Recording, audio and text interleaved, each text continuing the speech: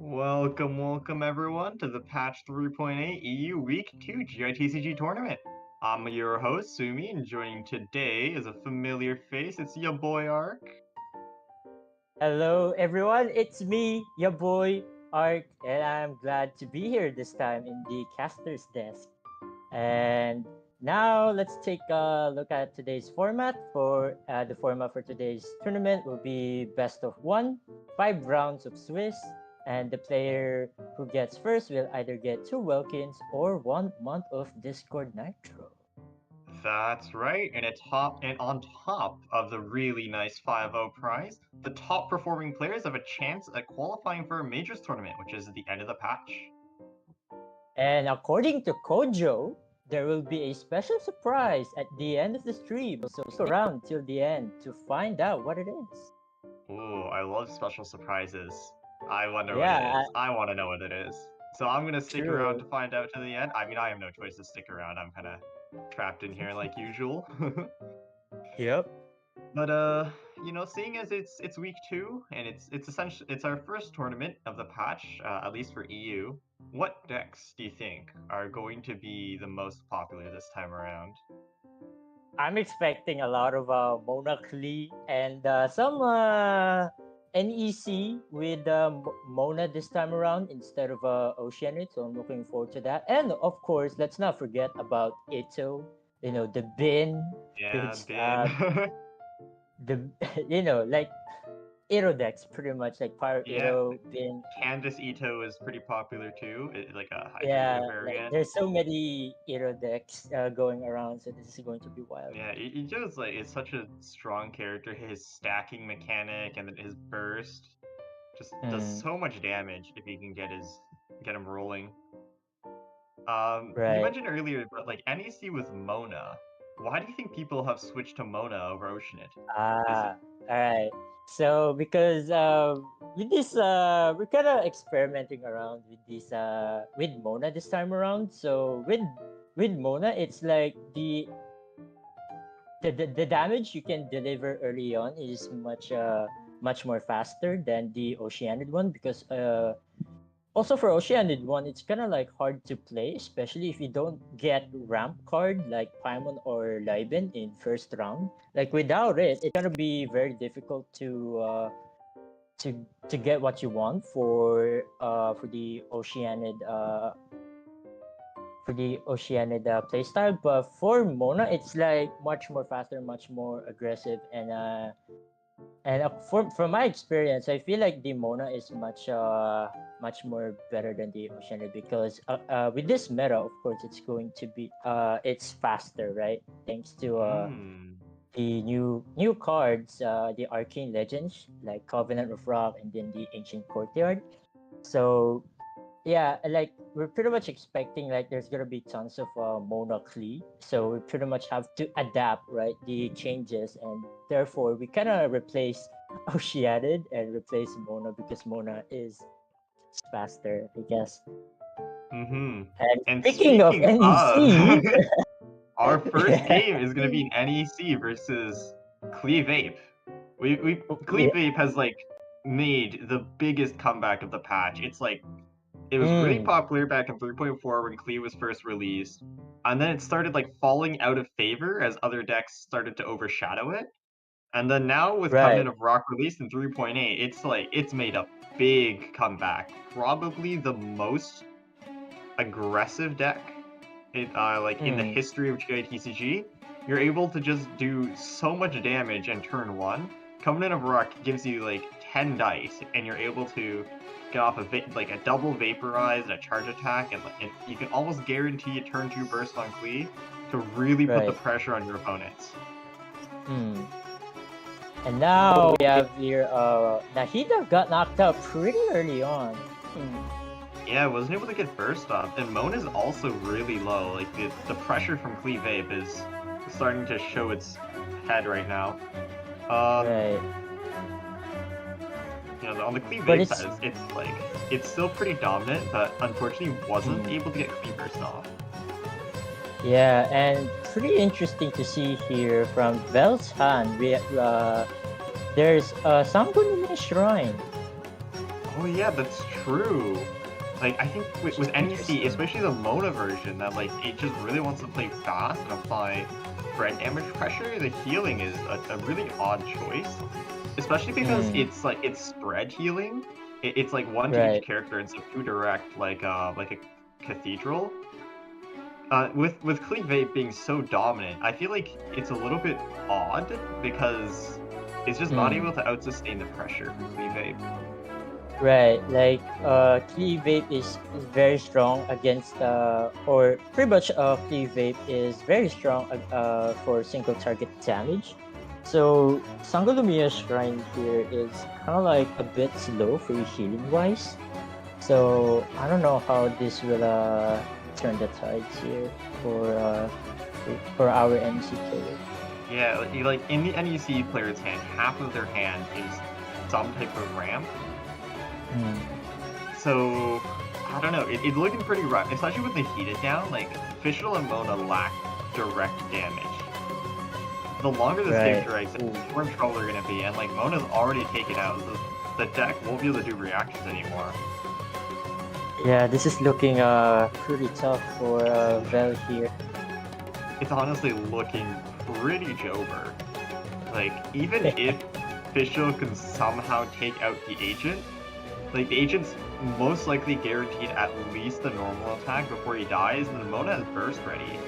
Yeah, The on burst top of of that, mana. Fischl has no way to one cycle Mona, right? So if Dia just next turn just swaps the Mona and casts Burst, they're basically guaranteed to win. Yeah, pretty And then much. they get the agent skill with double damage, does 8 damage, and then Fischl at exactly 8 HP, unless Vel somehow draws more food, is done. GG's. Yeah, unfortunately, but yeah, unfortunately for Vel, he didn't get Nahida burst off. Unfortunately, that Yes. could change the tides a little bit, Yeah, but so I summons don't know. won't be able Like, to boost the damage. hmm, I think Dia here makes a slight misplay swapping back to Mona, because then now Fischl with a normal attack, or just like a resummon on to get extra electro charge damage, will be able to deny Yeah. the Mona burst. If they instead stayed on Agent, Agent would just be at 4 HP, can eat official normal attack, and then you swap to Mona to eat another one, Mona burst. Then they're forced to kill Mona, you go back to Agent and skill, and you just win. But now, like, there's a chance that yeah, Dia loses, right? Because they just pulled a Lotus, they just pulled Hammers. So now they're able to normal burst onto Fischl, which actually should be enough to win them the game, because it doesn't look like Dia has food. right. Agent choosing to get stealth, unless they have an Adeptus in hand. I think Vel actually managed to sweep this. But do they have it though? That is the question. Dia is running 1 copy of Adeptus, 4 cards in hand. Burst is up. Champ? Champ? Oh. Do they have it? Oh. Do they have it? Like, did they manage to get Adeptus in one of their cards in hand? Yes or no? That is thy question. A Lotus would actually... No, a Lotus would win them the game, because they're forced to cast Burst to lower the HP difference. And then Vel Burst as well, you do 5, Fischl's on 2. Okay, Lotus would actually also win them the game. So Lotus... Yeah. Or Adeptus as Woven, okay. Okay. Tune 1. Ooh. Oh, they did not have it. Oh, wait. Wait! No. Yeah, it's they Joe. give it first. No, because then they no stealth. Yeah, it's Joe. Yeah, wait. Wait, hold on. What if they skilled first, right? Skilled and then Oh, burst yeah. at the end. No, the thing is, they had to tune 2, though. I don't think they had dice for it. Yeah. But, Yeah, Woven Skill Burst would have won them the game, but I think they just dice it cringed. They weren't able to dice it. Yeah. Really unfortunate. Unfortunate. Yeah. I think swapping to Mona was a misplay on Dia's part, but they also had a winning line at the end again. Yeah. Unfortunately, there's no Adeptus. They probably already used it on. Did Clee even burst? No, Clee didn't burst. Clee burst got denied. Alright. So, unfortunately, no Adeptus top deck pretty much. And yeah. Right now, we have Candace and Razor. Ooh. Okay, versus Shen Superconduct. Interesting. I think Candace Razor is like, it can do some funny things, because Candace Burst infuses normal attacks with Hydro. And it also makes them deal +1, so with Razor Burst now costing 2, you could do some funny stuff with this. Yeah, but against the Raiden Superconduct, I don't know. Also, I just realized Chongyun has no energy, which means Neri went for Raiden skill into Rush Burst Shen. And no energy on Chongyun can be a decisive factor here. Yeah. Okay, so Binzu does a smart play here, just swapping to Raiden, letting her tank the damage as the least important character in the team. And Candace first also dealing 1 Hydro damage on the swap, once per turn. And then Raiden's just going to die end phase, you got 1 Superconduct, can't really stop that. Gambler's proc end phase, no Libin to take advantage of it though, unfortunately. Binzu gonna swap back to Candace, probably going to use Candace's skill to stall out on Chongyun. Yeah. make them waste their dice and then go raise it for the sweep. Right. Okay, dice. Let's see. Ooh. That's really bad. There is a toss-up though. Yeah, there's toss up. Definitely. It's not the end of the world. Oh, this could go Ancient anywhere. Oh, courtyard. Oh. Wolf's gravestone ate the wing. Cooking. Yeah. Wow. Wolf's gravestone. Like in Shen has super conduct, you almost never see weapons. So that is actually Right. good. And also because of True. the razor changes, his burst now deals 2 less damage on cast. Yeah. So isn't able to lethal Chongyun. Right. Ooh. And then Chongyun's skill now does 4. And then revenge kills up with razor normal. I mean, Binzu still has a chance here. It's not over yet. If the Chongyun has prior resonance, I think. Oh, okay, no, it's yeah. Jover. I think it's Jover. Yeah, it's exactly 8 damage. Yeah. Thanks to Icy Quills, and then also Shen has summon.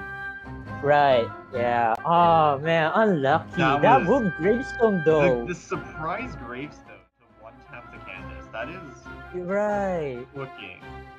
Like, especially considering that, like, usually in Shen his superconduct, you don't run weapons. Right. Man. Like it's thanks to ancient courtyard there, that Wolf's gravestone is 1 cost and was able to deliver tons of damage to Candace there by surprise. Like, yeah, that is the surprise ending we didn't expect. Right, and right now we have Fervor with double power Quicken against Clee.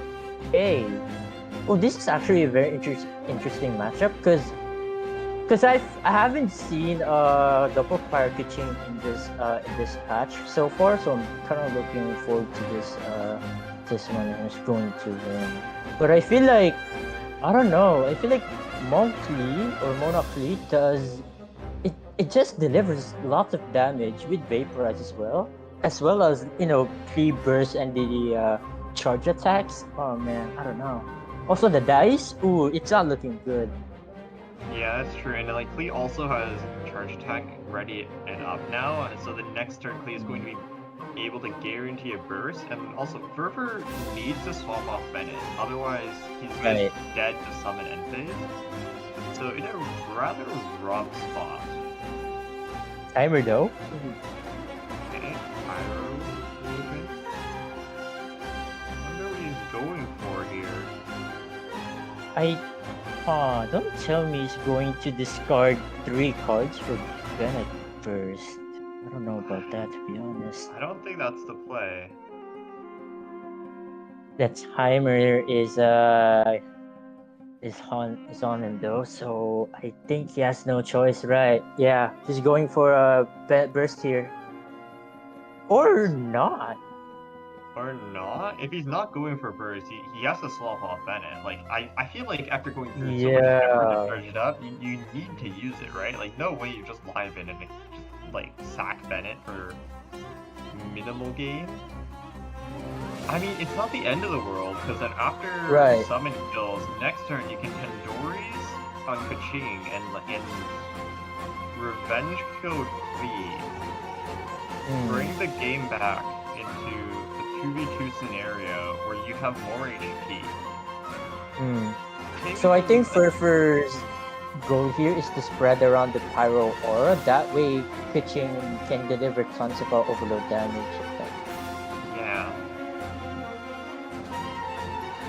Because now you're not relying on burst anymore, so you have no choice but to solo Clee, get a Clee burst if possible. Then I guess when Clee gets knocked out, I guess Kachin can pretty much sweep with the Pyro-Res, hopefully, from the deck and Tandoori like, as well. Mona and Agent don't offer that much reaction damage. I mean, Vaporize is still +2, so it's still threatening. But Agent's skill does only 2 damage, and like 1 if you don't already have stealth up, so it's not that bad. Yeah. What Fervor will need to look out for though is double Ito. Floppa's hand looks rather Right. full. Yeah, this could go anywhere. Oh, It's still okay. anyone's game, but I think it's hard to say who it's favored for after this. Yeah. No gamblers, unfortunately, for No Fervor, so gamblers. this could be a little bit scuffed, but as long as Fervor knocks out Clee here, preventing Clee burst, I think that's going to help a lot. Yeah, but Nintendori's tech skill, revenge kill the Clee, so the game is now mostly even. Leaves you gonna try Right. the agent burst though, that's rather threatening now. Yeah. Normal Luckily- Adeptus will lethal tech. Luckily, Fervor has Lotus in hand, so that's gonna be very, very clutch later down the line. Minus 3 damage for 1 dice. Pretty good. Yeah. So I think Fervor has to go for Clee here, Clee skill, so that Fervor gets the Tandoori value, the plus Yeah, 2 apply skill the damage. pyro. I think what Fervor should do though is tune Bennett talent now and then go Clee. That way if Floppa decides to swap Mona, which I doubt they will, they can just come with a stiletto with Festus. It's one tap. Right. Oh yeah, that's actually a good point. Yeah. Although, like, if you're swapping Clee, there's no reason for Floppa to swap Mona, especially because they're going to be at 5 dice after casting a skill. Yeah. And, like, there's no way they swap Mona now, because that's just great throwing. They could have I haven't lost it into Agent first? Or no? Okay, no. Okay. By the looks of it, they were thinking about it for so long. I don't think they have it. Right, yeah. Floppa is also running 1 Adeptus in this deck. So swapping a Clee is rather dangerous. Okay. So Fervor just gonna decide to go with the fast swap, that way he can guarantee the pyro. Clee skill is actually infused with Tandoori, so it does do extra damage. Yeah, that's a lot of damage. That is a lot of damage. But then there is a high draw on Clee, so like Adeptus or Pyro Res plus burst and Clee's gone. But Yeah. then that's fine, because like Floppa's gonna burn all gamblers. Oh Oh, no. there, yeah. Oh no, yeah. The thing is though, just burst isn't enough to lethal. This does 8 damage, Clee lives on 1. Yeah. Ooh, they could have I Pyroblast? think to if I ad- was Fervor, I would have eaten the Lotus. That way I guarantee Clee can't die. So Floppa would be forced to burn dice next turn to kill Clee. I think that's a slight misplay on the side of Fervor, especially because like you still have 1 dice remaining, and like you're never swapping back the pitching with that last dice. Yeah. But like he might also be thinking of Lotusing next turn and just doing skill. Then like you need 3 skills to lethal, so that's not even that good. Yeah. Now I think Fervor has to, in order to win this, I feel like Fervor has to top deck Mondstadt Resonance and Pyro And Resonance. Pyro Res, yeah, he needs a Yeah. double top deck. Or actually, Oh, no, boy. just Pyro Res would be enough, because then you could Lotus on Lotus. Kochi. Yeah. And then Mona would be forced to skill burst, which wouldn't be enough to kill you. Now let's see if Flop decides to switch Mona here, or probably I think you have to switch on Mona here. And It depends whether or not you have like a Pyro Res and Ito, I think. Okay, it does swap Mona. And it does have Ito. Is it Ito woven? Oh yeah, and I think it's Jover. Jover. Oh no. I think with that, it's impossible for. Actually, no. Fervor does have Lotus, so what it's going. Right. Agent is forced to normal. It does the most damage, and it does 4. And Lotus brings Yeah. tech to 5. Okay, so unless. Oh no, but then Kuching doesn't do enough damage. It needs a power res. It only does 5 to Agent. Agent does Yeah. Oh man. Yeah, so like if you have to eat Lotus to survive, but then if you eat Lotus, you don't have enough damage to kill Agent in 2 attacks. Yeah, Fervor already knew and decides to Yeah, Fervor pretty knew. much end the round and yeah, pretty much concedes. But yeah, there it is. That is very close The game between. double, yeah, the double. Yeah, I haven't. like on the back of Fervor forgetting to Lotus on the Clee, not playing around the Pyro Res. That is I think that's the one misplay Fervor did in the end game. If he did Right. that, Agent wouldn't have had enough damage to kill Clee. So then he Floppa wouldn't have been able to gamblers and wouldn't have been able to do the double Ito play on Mona. Yeah, One exactly. dice Oh man. tossed for the game in a very close end game. The HPs don't really reflect it, but that was a nail-biting match. True. Yeah, but unfortunately, like I said, that double I haven't lost yet. That was something else because it's so rare for us to get that double I haven't lost yet moment. So I mean, yeah, it is what it is. I think that really just proves though why I haven't lost yet is such a strong card. It lets you turn a losing game into a winning game because like it gives you +1 dice and +1 energy, and both of those things are so important. Like it's so good, especially if you got it at the mid game. Like for the time where characters were so low, like that's the time where you really want to get I haven't lost yet. That way you can get from, you pretty much use it, right? Because if you got I haven't lost yet pretty late, like let's say like the summons pretty much Yeah, killed right. it. Yeah. You can't use it in the end phase, and then if you only have one character left, you obviously can't use it because like if you lose that character, you just lose. Yeah, pretty much. And now we see, ooh, what do you call this? The Fatui Clee deck.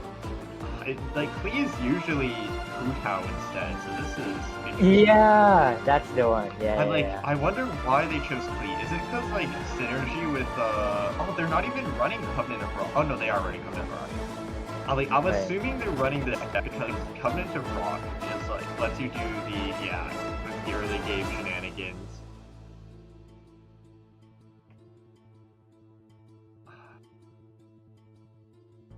Okay.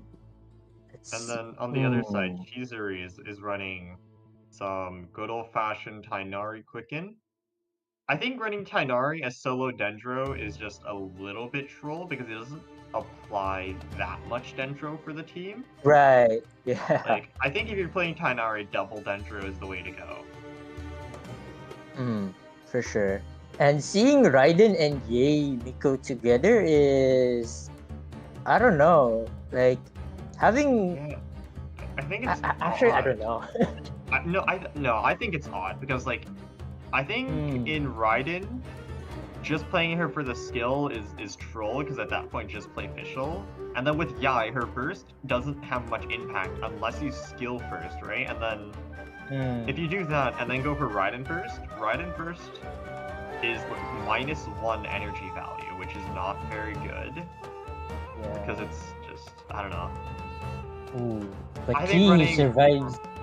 I think 1 Raiden HP. Miko is just not the play. Yeah. Are you going for Calx burst? But this plays into the double Ito, which is I don't think bursting on double- Yae right now is the way to go. Yeah. Especially, Okay, there's no double, need to play. Okay, gamblers. Yeah, gamblers. I don't think the gamblers did anything though. Like you're not doing anything with that extra 2 dice. Right. I mean, they could send off. Actually, never mind. It's No, gone. there's no summons because Assistant Mage loses summons on reaction. Right. Now, on the yeah. other hand, if they had Yae talent, which they are running by the way, that gamblers would have been pretty huge because it would have let them resummon. Yeah. Oh, and the double. Oh my goodness! The double Eros here. The double Holy. on the side of Lundo though, there's some cards I really want to point out on their side. They're running 1,000 Floating Dreams, which is a card that you never see, as well as one copy of Catherine for the triple fast swap. Huh. which It's is kind of odd to see Thousand Floating Dreams here, only for Yai Miko. oh, And there's the the Yai talent was a turn late. No. Oh yeah. no. Oh, Oh that's no. unfortunate. This is really unfortunate. But yeah, no, like the Thousand Floating Dreams, I think some testing found that the effect does work on react on summon, or like if your character is not on field. So, Yeah. This is I think this is the weirdest game I've seen. Ride a normal, revenge kill the agent, no need to burst. Yeah, and then if you just burst on the Sisson, that's going to be game, unless Sisson has power res. Nope, just choosing to ramp instead. Yeah. Alright. Probably hoping to get Pyro Resonance. Yeah, I think if Raiden bursts, it should be enough because it's 3, 4 from Quicken, 5, and then +2, 7. Yeah, exactly enough to kill Sisson.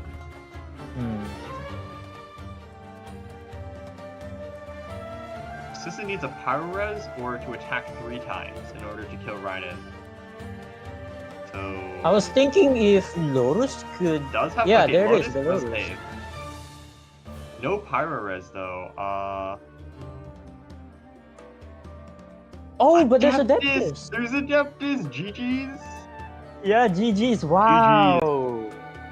Wow. Nice. That was a very close end game. I think. Wow. Okay, that was something. Yeah, that Adeptus pretty much denies the Lotus play there. Yeah, like And gets the victory. The Adeptus perfectly countered the Lotus. 10 HP Sisson, 10 HP Raiden Burst. That was a game. What a turn of events. I wonder if that Adeptus is top deck from the previous draw, or he already got Adeptus from the very early on. I don't know. Probably did, but yeah, that Adeptus. Damn. That Adeptus though came in clutch to counter the Lotus Crisp. For sure, yeah. Unfortunately, the Cheesery didn't draw Pyro Res, but luck of the draw. It is what it is. That was seeing Fatui resonance with Clee this time is actually very interesting. Yeah. Instead of Hu Tao, right? We see Clee this time, so yeah. and of course, the deck isn't running Fatui Resonance. Wait, what? It's not running Fatui Resonance. I think it's playing more towards like 1,000 Floating Dreams plus Clee Burst with Sisson summons. Oh, Looking at the deck, that appears to be what they're going for. With like, because 1,000 Floating Dreams does do +1 on reactions, like as long as it's equipped. I think I still prefer just doing the standard Hu Tao variation. I think your FTK line is more reliable. I think like you just have more early pressure. Also, isn't it odd enough that we're seeing a lot of 1,000 Floating Dreams here? Like, it's interesting to see. Yeah, I think. Oh no, 1,000 Floating Dreams. Because it does work off field, there are some decks that might want to use it, especially if they have summon damage and whatnot. But I think having your game plan revolving around a weapon is just a little troll. Yeah, especially with Ancient Courtyard and Zhang now. I wouldn't be surprised if there were some decks out there like brings tons of weapons and use Zhang and then Ancient Courtyard on top of that, and okay, hear me out though, right? Like Kaya Long. Okay. Before I go into that train of thought, this is Lundo's deck. It's Clee Taui, a offshot of Fatawi, also known as Fatty Ghost.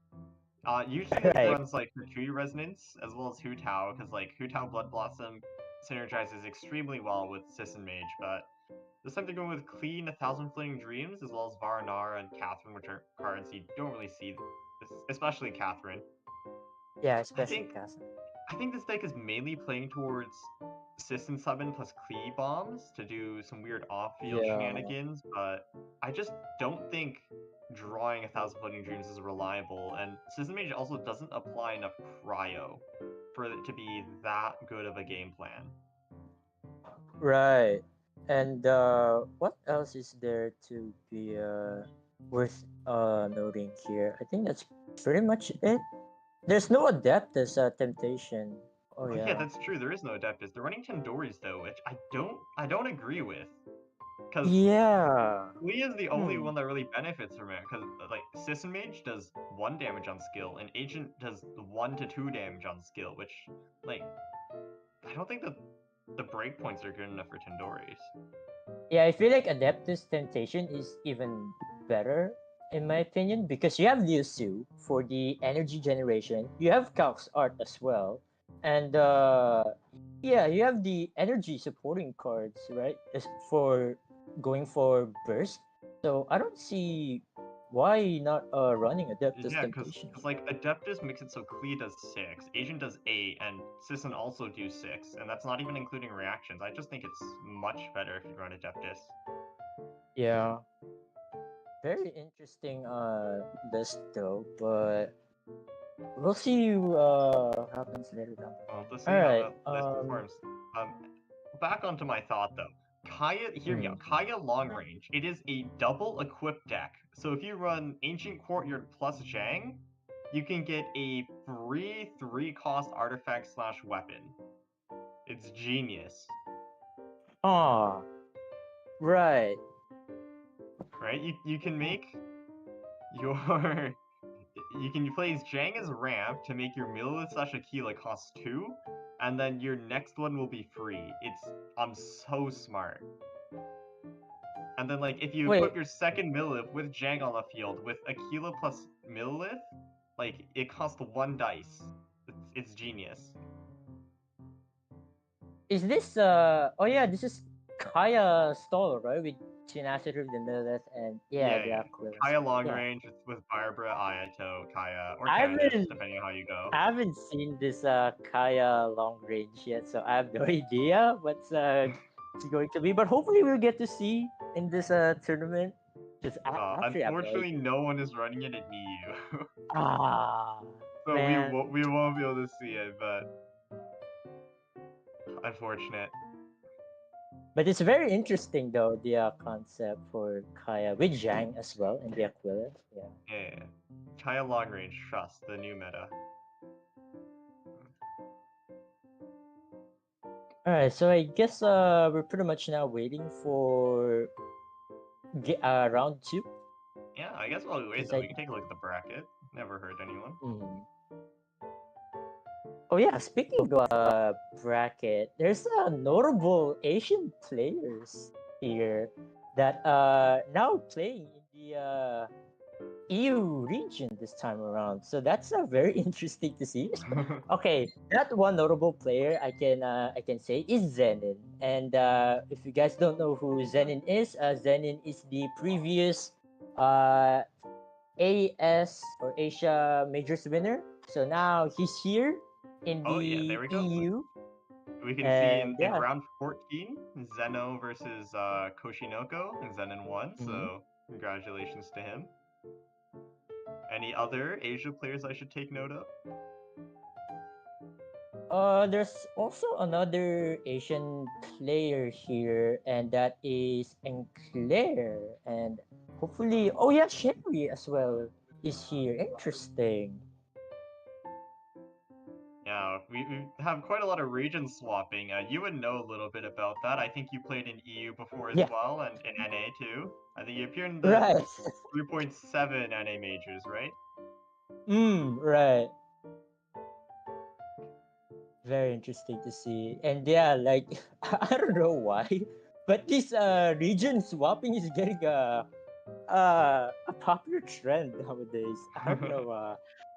I, I don't know, but yeah, like it's fun, I guess, because you get to face a lot of unknown players out there, and you get to pretty much get experience of what the meta, pretty much the overall meta in other regions, pretty much. So that's the fun thing in region swapping because you get to face new players and pretty much new meta overall. Mm-hmm. And also sometimes it just fits your time zone better. Right, exactly. And That's dude, you know what? When I region swap to NA, it's so hard because the tournaments and the schedule is always 4 a.m. Like it's so difficult. So like I have to sleep early in order to participate. But luckily I'm not doing that because yeah, it's just no. you learned the Like the hard way. time That's how. zone is a big issue, but yeah, it's what it is. And I'm glad to be back in Asia. And here I am, casting EU tournament. Nice. Learned the hard way that it was not a very good idea to go 12 hours plus minus to play TCG. Yeah. Oh boy. And yeah, we're pretty much waiting for one more game, I think, to finish up round one. Then we can now proceed to round two. Hopefully we get to let's see more NEC. I don't know why I say this, but yeah, looking forward to this tournament and see who will get 5-0 this time around. If Because we're the 5-0 in the previous tournaments, we have Clee Mona and then an Iro deck. So this time it could be anything, to be honest. It could be neither Clemona or Iro. Like it could be something else, and that would be pretty huge for this tournament. speaking of decks, we want to look at though. Kirano's deck is it's gotta be one of the decks of all time. he's Oh playing wait, I haven't seen it. he's Hold on, let playing me check that. Chicken Lava Ito, a no reaction deck. There is abyssals though. It's like Ah, it's a deck, alright. wow, It's a deck. interesting. Oh my god, what is he cooking? Yeah, let him cook. Actually, wait, let me wait. Did Kirano go 1-0? Yeah, Kirano did win round one somehow. I don't Wow. understand. I mean, okay, it's an Iro deck pretty much. So like it's Iro plus 20 HP, and yeah, like any Iro decks can work pretty much because Iro is Iro pretty Yeah, much, Ito and is Ito. Iro can do a Oh lot my. of damage with the full stack superlative strength and the burst as well. And speaking of Kirano's deck, Yeah, here we this have is it. this is the deck I was talking about. It's running Chicken Lava Ito, no reactions except for Abyssal Summons. It's running Yeah, Bell, Millilith, with like Tenshi Varanara, which you kind of what you would expect in a stalled Ito deck, except this deck mm, doesn't stall at all. But the Bell Tenacity is like yeah. kind of normal for this deck. Liven, a staple. Geores is a choice because none of these characters can make shields unless they Right. do a reaction off abyssals. So Right. And also from the bell as well, like you can use geo resonance when Iro is equipped with the bell. And with the bell, you don't need pretty much a crystallized reaction because the bell gives you one shield, and that one shield can work with geo resonance. So that's yeah, going to be very nice. yeah, but like other than that though, Heavy Strike plus Ito charge attack, it does a lot of damage. I think Ito does Right. five base, 6 with the bell, and 8 with Heavy Strike, Heavy as long strike, as yeah. Birth is active. Mm-hmm. So that's some Yeah, nice that's synergy there. And also it's very interesting. Like seeing yeah. chicken here, it's so aggressive, right? There's no stalling capability, unlike Candice and Noel, or even Beto, right? And yeah, I like it's so this aggressive. it has no synergy. Like literally any other card would have been better than Chicken in this deck. Yeah, There's no Kirano is reason to pick Chicken. Like Kirano is literally cooking here, and you know Hirano what? is If Kirano wins with 5-0, then I don't you know. know It's just like you know. Hirano, if he wins with 5-0, he is just that much better than everyone else. Oh my goodness. Oh my It's god. yeah, it's going to be very fun to see if Kirana actually end up getting 5-0 or at least 4-1. I feel like getting 4-1 is a at least very or how should I say this? An achievement, I guess. Like if you get 4-1, then it's nice. But you get 5-0 though, then that's very very nice. I'm just saying though, like Binzu went 4-0 with Mono Hydra, so anything is possible. Right? Yeah, exactly. Anything is possible. Binzu went 4-0 Right. with Mono Hydro. Just wish that your opponent pretty much low roll and just win the game. Oh But yeah, my. anything can happen. It's welcome to Genshin Genius Invocation, everyone.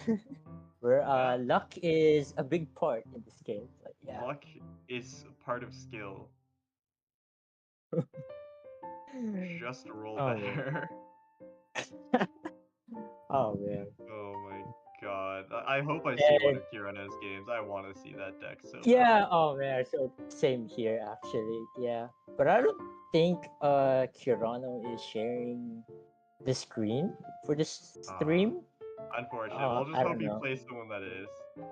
Yeah. So wow, this tournament's already very interesting. You know, with the decks that we see so far and the results as well. Like, oh man, this is going to be very fun. Also Zenin as well. Ooh, dude, imagine if we see Kirano versus Zenin. That would be spicy for sure. What is Zenin play? Oh, Zenin is playing Bin. Oh, of course, yeah. Bin.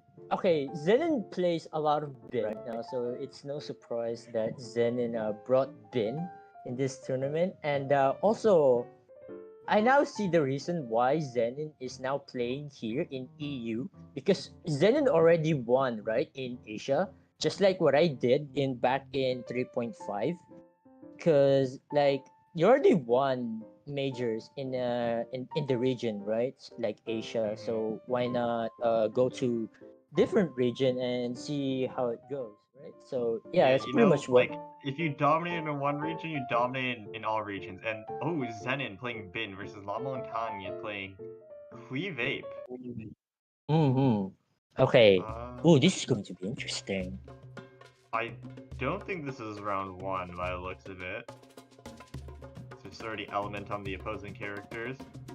And Noel's in a dangerous spot here. Mm. Flops And Izo. luckily, Zenin has tenacity of the Millilith already equipped on Arrow, so this could be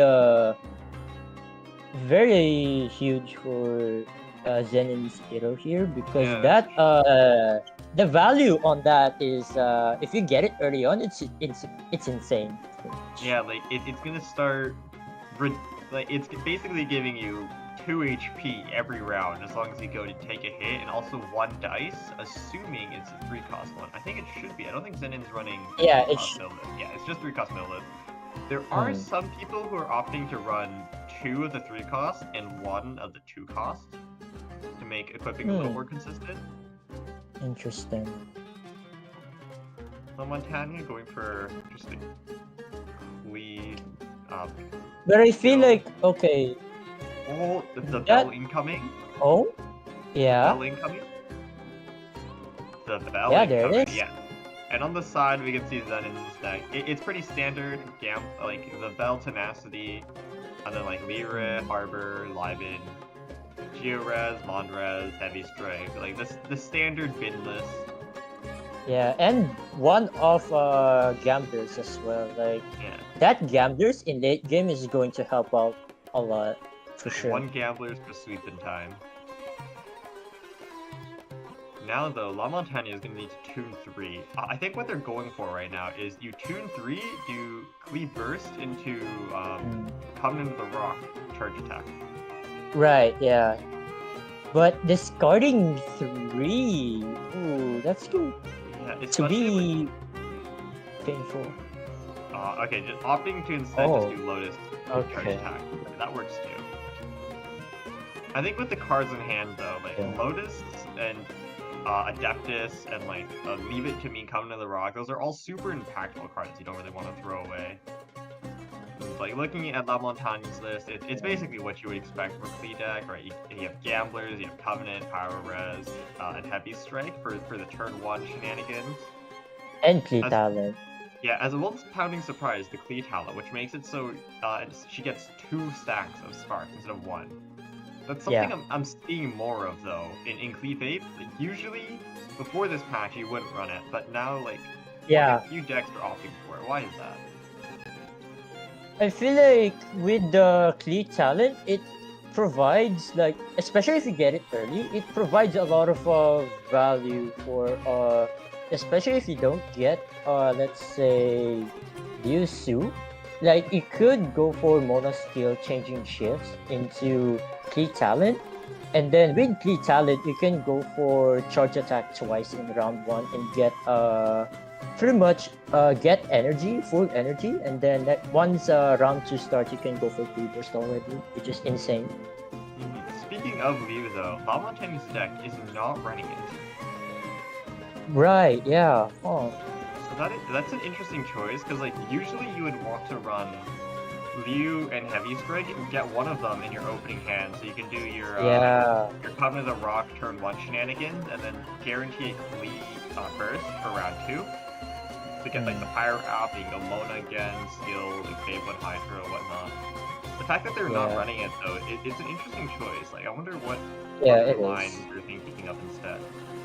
They're probably relying on changing shifts a lot in round 1, or even changing shifts or even Heavy Strike round 1. I think that's what they're looking for.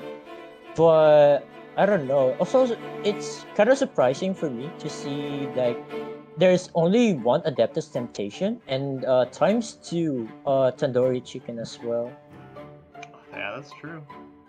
Tandoori Chicken in Clee Vape is especially 2 copies. I don't know. I don't think I think in Pyrotech it makes sense, right? Because you're running Bennett, Keck, and like especially nowadays you're running Clee over Agent, and all 3 of those characters can take advantage of it. Like and if you run Tandoori's with Stiletto in hand, you can do Bennett's skill into Keck's skill and get plus 4 value off of Tandoori's, which is really good. Right. But Clee, in this deck, I don't know. I mean, sure, if you get it early, you could go for, let's say round 1, right? You get Tandoori early with changing shifts. You can go for mono skill into Clee skill, and that's also plus 4 value from the Tandoori Chicken. And if you go first as well, you can pretty much FTK the character if your opponent doesn't have any protection for it. So that's exactly like 10 damage if you get it early. Like I think there's some situations where you want it, but not enough where you would run 2. Yeah, exactly. So let's see. Zen here looking pretty healthy, and Aero is now full stacks with superlative strength.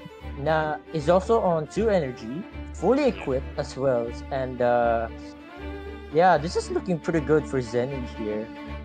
Yeah, like I think so too. La Montagne has been able to put quite a lot of pressure onto Barbara and Noelle, but I don't think Zenin really cares, because like Ito is fully equipped and it's almost ready to be punch-in time. And how funny would it be that Zenin went for Barbara Burst? I don't think it's going to happen, but it's funny if we get to see. I think it's definitely possible, but just like rushing for Barbara Burst is wasting 6 dice, because you have to go normal burst, and then that gives time to catch up. I think what Zenin probably wants is to go on Ito a little bit more, shift down La Montagne a bit, and then go back to Barbara at some point to burst. Yeah. Like, so now Zenin Barbara burst, it basically cements their win.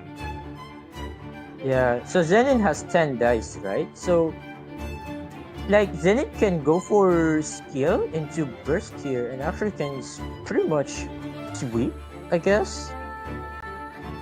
Heck, yeah, I can see it happen, but I don't know. I don't think Zenin is in a pretty rough spot though, because like you don't want to skill on Barbara now. Oh, Castle up Ito. Okay, going Ito is fine because then you can go Ushi. Like, it's gonna eat up the bomb. Yeah. And then like eating a vape on Ito, it's not gonna be the best in the world, but you also have the Fell to take a little bit more of that damage. Yeah. It's still gonna hurt quite a bit. You're gonna take 1 damage on Ito, but that's fine, because then if they decide to skill on Lona, you burst on Ito, and Lona's gone. They have no more Hydro for the rest of the game. Yeah, I feel like Lamont has to go for skill. Because the burst on Ito does 6 damage, right? It does with do weapon. 6. Yeah, so with Mona skill, No, Mona does live on 1, because skill does provide a shield, but then you just charge attack on Ito, and it's fine. Let's see. Potentially, Lamont can also go for Mode of Burst here, actually. Oh yeah, that's true. You can skill burst onto Mona, but then if you do skill burst, you're on 2 dice and you can't do anything after that. So yeah, and then like you revenge kill with Ito, or and like Ito can start sleeping. Right. I think they're going for it, but we'll see what happens. If I'm Zenin here, I'm bursting no matter what. It's almost impossible to get punished. Oh, actually, Alatani does have Adeptus though, so burst will do 7. But that's perfectly fine. Because then you just start sweeping this turn and then swap off onto Barbara. Let her tank the hit. Yeah. Or even just like go Noelle, sack her, and if you have a Leave It to Me, and I haven't lost it yet. I haven't lost it on Barbara. You burst, and then like it goes back to full HP like it never happened. Zenin choosing to do. Okay, going to Barbara to eat the burst. I think if I was Zenin, I would have just Lotus on Ito and burst it onto Mona.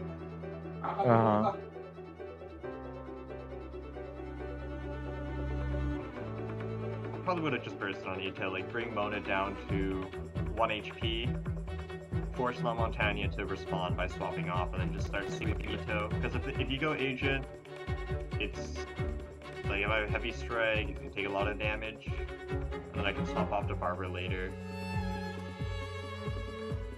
This Lotus kind of lets him back in the game by swapping to Clee to do a skill charge attack. I'll jump in real fast. Hello, everybody.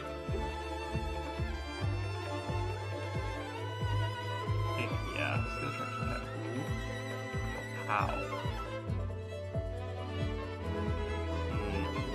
There was actually a debate to not changing shifts and instead just Heavy Strike and then Covenant or Rock charge attack, which would have set him to 0 dice. So you can do 4 damage charge attacks and then like be gaming. Armier. Sorry about that. Anyways, I feel like Zenin is definitely playing safe here, right? You don't want to take a lot of damage. Plus, you have Noelle and Barbara, who is still alive. So, I feel like Zenin pretty much wanna use these 2 characters to pretty much tank most of the damage. And, wait, I just realized, Mona did not went for burst. No, Mona did. La Montagne went for changing shifts skill onto Barbara with Clee.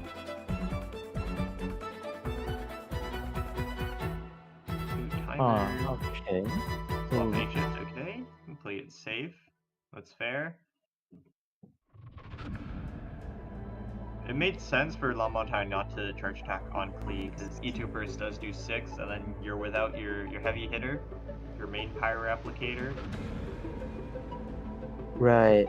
A second another... Noelle. Just ramping in his face, okay. That's cooking. Yeah, I can see Zenin here going to Noelle and potentially skill, That way, Zenith provides more shield for more stall pretty much and keep Iro safe. I think Zenin is definitely playing safe here because if Mona goes for burst, then it's going to be very tough That's for Monres. Zenin. Oh boy. That could come in huge, but we'll have to see.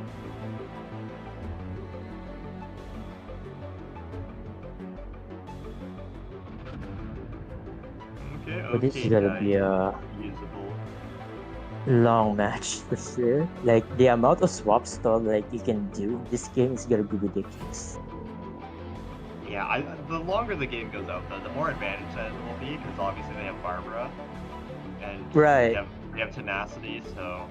Oh, Geo-Res as well? Geo-Res into burst. Yeah, thanks to the bell, like, yeah, that Geo-Resonance will proc.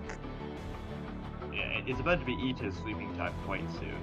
And now, all of La Montagne's characters are within smacking range for Ito. Right, yeah. Oh no. Because charge attack does do 6, and Zen is running heavy strike. I haven't seen him use one yet, so he should have both. Probably has at least one in hand by now. Yeah. This is it's getting rough. Gamblers could help as well, yeah, but yeah, there is also one copy of Gamblers. Although there's no need to rush the game though. Zen you can just right, yeah. time. Like La Montagne is going to run out of resources before Zenin does. Yeah. There's no need to rush the game. Just play safe here, and once your opponent exhausts their dice, then Iro can freely sweep the game pretty much. Oh, there's and the heavy there's strike. the heavy strike. There's the Montres. Ooh. Gabrix, maybe? Oh no. No, it's Baba Agent. Exact lethal. Ooh. Oh no. Yeah, with that Mondstadt Resonance, that's going to deal a lot of damage to Lamont here. Oh no. There's the 8 damage. Oh, this is and no matter which character they switch to, Ito does enough damage to take them both out. Opts to go for Mona, but then like Monres, boom. I think that really showcases the power of Monres, being able to take a consecutive action, just let La Montagne take over the game by eliminating Zenin take over the game by eliminating 2 of La Montagne's characters back to back. Right. Oh no. And Iro here is still looking pretty healthy, and I don't see Lamont. Yeah, it's impossible for him to do enough damage because La Montagne at the best is heavy strike Covenant of Rock, which deals 4, puts Ito at 5 HP. Next turn, Millith refreshes, he's back on 7, and then his normal attack soon, and it's kind of Jover. And not to mention, you still have to deal with Barbara, you still have to deal with Noelle, and Clee solo at 5 HP, even with Burst Adeptus, it's just not enough damage. Right. So the bell on Noelle is pretty much a flex. It's the flex bell. Yeah. Interesting. Yeah, and that is the game. We can see why Finn is becoming quite a popular deck. You're just able to stall out your opponent, you're able to out-resource them, and when the time comes, Ito just sweeps. Bonk. Yeah, Ito with these charge attacks, especially when you have full stack, it's crazy. Ito nerf win. So strong, but yeah, it is what it is. And yeah, the popularity of Iro decks right now is skyrocketing more than ever. Once when Iro got released, oh boy, there were tons of Iro players getting a lot of W's out there. Yeah, we can see Ito full stack with the bell, Millith. You're able to get a lot of shields. You're able to just ignore the opponent's damage, and then while you're doing that, you're building up superlative super strength stacks, and you're also building energy towards your burst. You're stalling out with Barbara to heal the damage you do take, and like you can just sacrifice your characters until Ito's equipped, like while building stacks, while like draining your opponent's resources, and then when the time comes, you go in and just bonk them. Yeah, that a lot of shield, a lot of damage as well. Like that is insane, pretty much. Like it's kind of like MMEC, right? Back in Back in the 3.6, day. where like there's a lot of healing and a lot of damage as well. But this time around with Ito, there's a lot of shield and healing as well. Now that I've realized with Yeah, with Barbara Barbara. in the mix, like oh my goodness. The thing is that with Ito, you have to work for your damage. You have to work to build your stacks. Yeah, and It's not the auto win yeah, button. yeah, playing Aero deck is very difficult as you than you expect. Like you have to pretty much know how to or when even to skill on Barbara for the cleanse and even go to Noel just to skill and get shield pretty much. So Yeah, cleansing to deny yeah. reactions is quite a huge part of playing Bin. And like considering Barbara is your only source of elemental application, you're also having a hard time generating crystallizes as well. It's quite a difficult deck to play, but if you can nail it, it's quite good. Yeah, and funny enough, we see a lot of Bin more than other with Candace and what else, Amber as well. Like I don't know why Bin became so popular, but I guess thanks to Noel and oh yeah, because the Mondstadt resonance, right? Oh yeah, With Noel Monster and Res is Barbara. so strong. Like Like especially with Ito's yeah, high base damage. like Mondstadt resonance is actually so scary. Yeah, it's ridiculous. I think Bin might have also taken priority over other Ito decks because the characters Ito wants to play with just are stronger in other decks.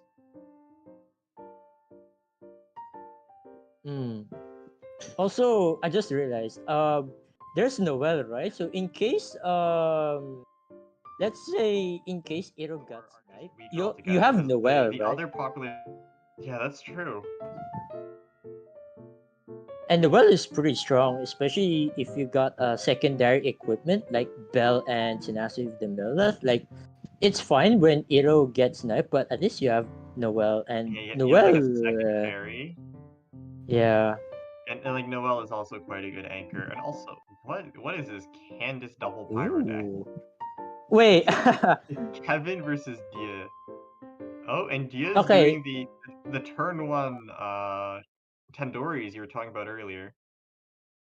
Yeah, okay. I've seen this the Candice deck. Instead you play Kuching, you have Candice. And I played this in the Arena of Champions and it's looking alright, but Candice here though, taking a lot of damage and I don't think chopped into the rocket attack and then she's gone. And there it is. Oh no. Yeah, oh, and then Kevin played the Liu Su earlier because he predicted this would happen. That's rather smart. Yeah. I'm not sure why though, and then it's now just a Bennett solo. Ooh. And then Dia is gonna be able to guarantee a actually unless Kevin swaps off. Kevin does end quite a bit around. Now Kevin is playing now Mono Pyro and without Candice burst, like oh man, this is gonna be pretty scuffed. What for sure. Is Kevin cooking? Oh no, the Pyro Resonance? Wait, who goes first? Kevin, he ended first. A Pyro Res? Okay, nice. Deny the Clee first. We are That's now 4 left even. Bennett first is off. No talent though, which is quite unfortunate. Yeah. Strategize. Probably pulling for double Ito or something. 2-1. Going for the skill. Agent skill.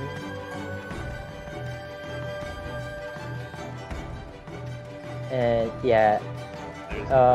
Going for blurs and then probably Live and Pass, yeah. Yeah, then Live and Pass to go with the Kimmy and then rocket next turn and then like agent is impossible for him to kill Bennett.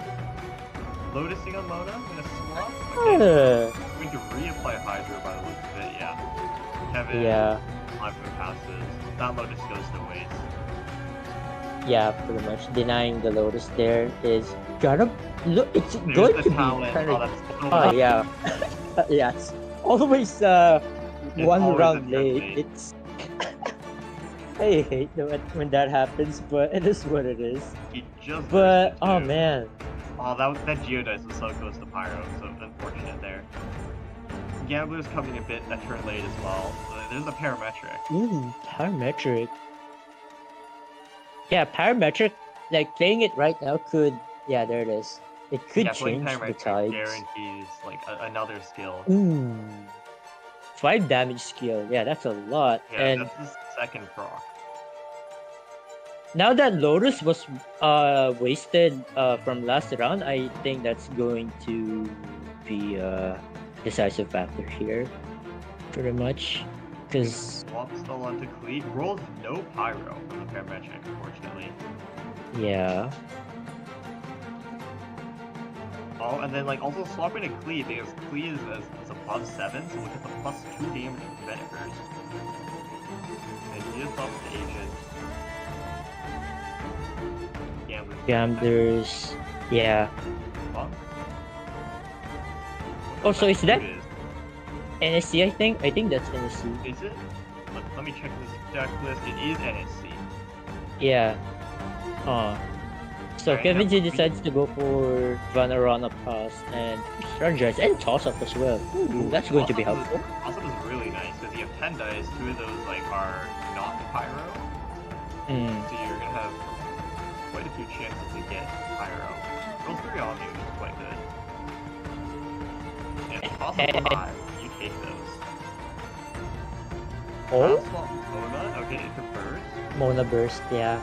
Yeah, Kevin's just going to Clee Burst though, and like get the Gambler's proc. You take those, and Yeah. he's gonna be forced to eat 2 Clee bombs. This Oh, should be boy. GG's. Okay, rolls 2 Omni. The rolls are good, For but 2 Omnis, same as the bestest. We take those though. mm. Strategize, okay. Ooh. Oh, Oh, that's huge. That is huge. Ho Mondra's ho Eco. ho. Bunk. Huh, wait. Is it just me or that's kind of like overkill? Because I feel like you could go for Clee normal attack and then burst right after, no? I don't think he had Spark. Oh. Oh my goodness. Oh, that's spicy. Wait. The counter. Oh, no Mondred. gamblers though. Oh, man. Oh, wait. Imagine yeah, if no they have gamblers. gamblers. No, but like he only had 1 dice, so gamblers wouldn't have worked either. Would have had Oh, to have yeah. gamblers woven. Unfortunate. And Oh, GG and for GG Kevin is Z. Nice. Mondres coming clutch once again. Yeah, like that Honestly, is though, very it wouldn't have mattered because Dia didn't have the dice. yeah. That was Also, dude, Mondstadt resonance is so scary. yeah, no, Mondres is so scary. Like, it lets you take a second action after you do your action. It Like, just lets pair- you put pressure on your opponent. Yeah, especially if you pair it with gamblers, like it's so strong, crazy strong. Oh boy, that That's was, why that was we the game. see a lot of Mondstadt characters now, and yeah, Mondstadt Right. resonance. What a game, though. I think I need some time to go process that. Yeah, you don't even mono- need the Candace mono there. It's pyro interesting. win. Oh my god, I need The time to Bennett- process the mono pyro. I think I need a Yeah, break the- for a bit, man. The Bennett Ooh. burst pretty much carried that, even without Oh my. talent as well. Like it's crazy how Kevin Z able to won that without reaction, without the talent card. Like it's just pure damage and ramping as well with the dice. with Vanarana and Liben as well. You know what? Bennett Burst deals +2 and Vaporize is +2. So technically, Bennett Burst is a Vaporize every turn. Yeah, that's Yeah. crazy value for sure from Bennett there, and able to secure Kevin Z's victory there. So that's great. Yeah, I think after that game, though, before we go into game 3, we're just going to take a short little break. So we will see you guys soon. All right, see you later.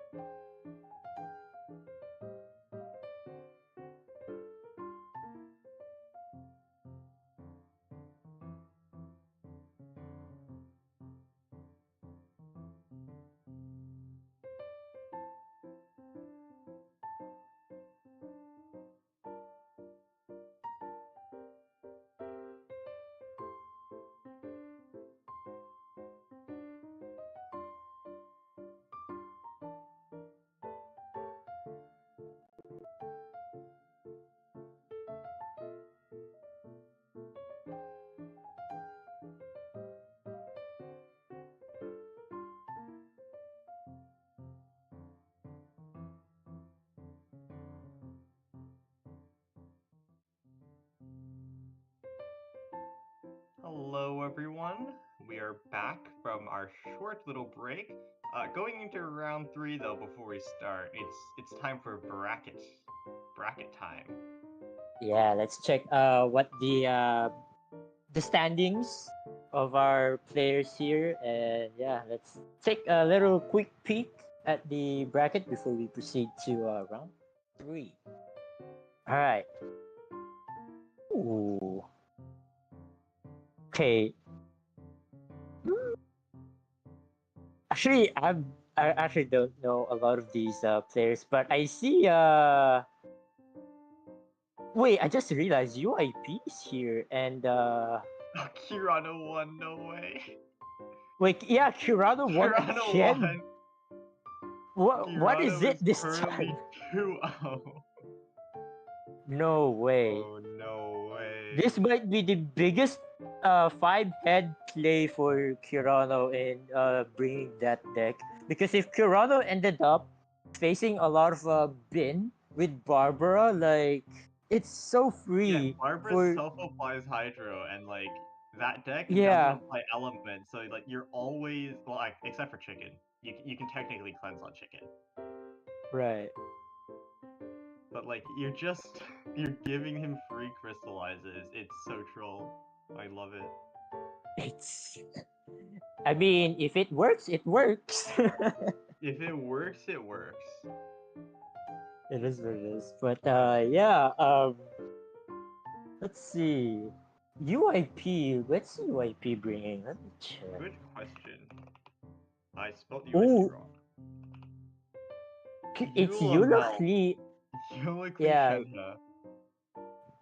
I think this deck makes interesting. quite a lot of sense. Like after the Eula buffs, her Grimheart skill does 5 damage. So with Shenhe and Yeah, Crow Rise, you can boost the damage up to 9, which is rather frightening. And like yeah, combined with but and like setting that E-bombs, up is, yeah, it's a little hard to like set up now, setting yeah. up is, yeah, so difficult. Rather than burst, I don't know. Like compared to Chongyun, could be something else, I guess. I think it's fine though, because Clee applies so much pyro with her burst, her charge attacks, and her E. Like Hmm. you apply so much power, you have so many opportunities to vape, and like with her 5 damage skill, you're quite easily able to nuke down threats. Right. This is the deck we And were talking about, speaking by the of, way. It is yeah, Yulikli Shenhe. Yulamel. It's running like your Interesting. standard Clee start line though with Conan the Rock. It's also running like Sealy, Liven, Gamblers, kind of what you expect in most decks, and as Hmm. well as like Timmy, Crowres, Mondrez. I The haven't lost Mondres, yet. man. Yeah. The send off though is I don't think I would have put send off in this deck if it was the past. If it was last patch 3.7 where everyone was running like summon based deck, like Shen has Superconduct and Yeah. Quicken, like I think then I would have ran send off, but right now everyone's playing Bin and Right. and Cleave Ape, so I don't think send off is a good option right now. Right. But then again, if you're facing against NEC, like either Oceanid or Mona, then I can see send off being useful here. But I don't think there's a lot of NEC player or NEC decks in this patch. Rather, yeah, we see a lot of heroes more than NEC and Clemon as well, of course. And you pretty much don't need send off for Clemona as I well think as I think the for hero reason decks. we're seeing less NEC and less like Shenhe based decks, and like less quick, maybe not less Quicken, but and more Ito is because like the meta's revolving around Cleave Ape. Like every deck needs to be able to handle Cleave Ape turn 1, right? Like Ito's able to do Yeah. it because you have like Ushi to tank a little bit of the damage. And then Cleave Ape is obviously like going up in stonks because Cleave Ape just does the damage. But then Shenhe decks, Mm. as in like NEC that rely on setup, they're kind of going down in value because you need to stay on characters for quite a bit of time, and Right. Cleave Ape just punishes that really, really hard. Also, the additional as well of the Arcane Legend, like the Covenant of Rock, like it just makes things like much more faster, right? With Arrow as well, like if Hmm. you like the charge attack on Aetherwid Covenant is insane, as well as Clee, of course. So it it's no wonder that we see a lot of Clee decks and Aero decks as well. Yeah, Like for Aero, you can pretty much bring Covenant of Rock or even Ancient Courtyard for the equipment. But yeah, yeah. I just think Ito and Klee got such huge indirect buffs thanks to Covenant of Rock, because they're just able to yeah, utilize it so much better than everyone else in the game because of their reduced charge attack mechanics. right. And funny enough, now that also do you remember that last patch Quicken was like very popular? Like the Yeah, Yay Yai Quicken. Miko, yeah. Like in this patch we don't get to see it now. Like it's I think it's just because the game has gotten faster. Like, I don't think Yai Quicken does yeah. enough damage to out damage Cleave. Like, it's not even close. Yeah, also like Quicken doesn't benefit a lot from Yeah, the of Covenant of Rock. Arcane It doesn't Legend. benefit Yeah. neither of them because like Quicken plays too fast to want to equip, but it also always wants the skill, so it doesn't benefit off Covenant either. They don't have anything Mm, that like they want to do with 2 dice. right. And we have here round 3. We have Kevin Z and Cesar playing the the double electro quicken with Oh, I Kainari. think we've And seen both of these players earlier though. Kevin yeah. Z with the mono pyro win over Cleave, and then Kizuri with barely able to squeeze out a victory against Clee Taui. Hmm. So let's see if Kevin Z is able to get Candice burst this time around. Because if Kevin Z able to get Candice burst, then that's going to be very, very huge. Kizuri going to Lotus swap Tainari. Takes 0 damage because Candace does 3. Hmm. And then you're just gonna Varnar pass. Interesting. No skill. Okay. Yeah, Chizuri is running the Guy talent. We didn't get to see it in use last time we saw them play, but it is here now. Yeah. And Kevin just normal attacks on Candace. Varnar is a 2 pyro. Yeah. Wow, Kevin has so much like plus dice in his hand. Double woven Covenant of Rock and Gamblers. Ooh. Yeah. And now that Kevin Z needs to roll some good dice here, like 3 Hydro or even 3 Hydro and 3 Pyro. Hopefully. Both players getting pretty good dice though. Chizuri rolling so much Dendro. Oh, but yeah, Kevin Z only got 1 Hydro dice. I mean, you can discard. Yeah, you strategize and whatever you get, you can pretty much discard and go for Candice Burst.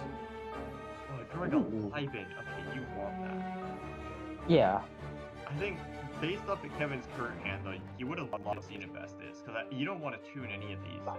NSC is +1 dice, like double woven is just it's Yeah. plus dice unconditionally. Decides not to burst and just swap to Bennett, like making use of the power dice he has. Because like Yeah. every single card in his hand is extremely valuable. Right. And also, Kevin Z can go for skill into live and pass, I think. I think that's the plan he's going for. We'll see. Chizuri just decides What? to get the summon out. Kevin responds by just skilling. And then No Chizuri Pyres, unfortunate. Yeah, no power res. Chizuri needs to swap off Tainari, otherwise, like, no Dendro first in the game, and you didn't get Tainari first off, which is very bad. Please don't normal. It's like that's so troll. Yeah, that's so bad. I think right now though we see the problem of Tainari. Like he just doesn't apply enough Dendro. You need to stay on him for so long to get off your summon, and you also need to like first you need to skill, and then you need to do a charge attack, and then like after you do that you have 2 energies, so you want to burst, and then you want to normal again. That's 4 actions you want to take on Tainari. Which is slow, pretty much. It's so slow, and like his burst is pretty good though. I'll give him that.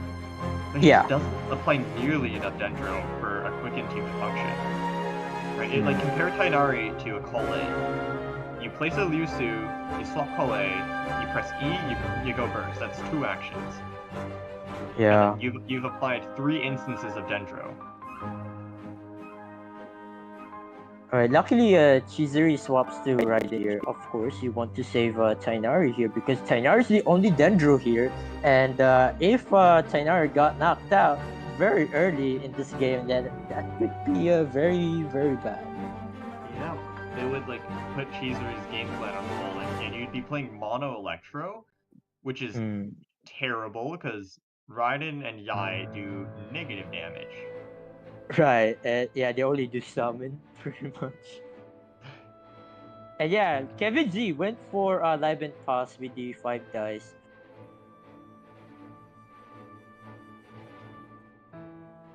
And Oh my god, those dice, they're so good. A double Ito on Kevin's oh side? my What goodness. is this? This guy's high rolling out of his mind. Oh my goodness. That's gonna Kevin be Z is gaming and right now for parametric sure. gaming. This Oh, wow. dude is high rolling out of his mind. Cheese Group would love to have an Electro Res. Like, if they had an Electro Res right now, they fast swap Yai, Electro Res, and like get Yai talent, and it's just winning. Force the Tainari burst here, which is like, with Quicken, it's enough to stop Bennett from bursting, but then like now you have no more Dendro for the game. Like that's it. That's your Dendro. Oh no. Oh no. That's your Dendro. It's gone. Yeah, Plus 3 dice. oof. Yeah, How there we funny. go. Kevin Z doesn't even need a Candice burst here. What a giga chat. I mean, that's Yai talent, I think. Remember to play the Yai talent. Don't forget it. Yeah, oh, please don't forget it. They could also go for Adeptus. Yeah, there it There's is. the Adeptus.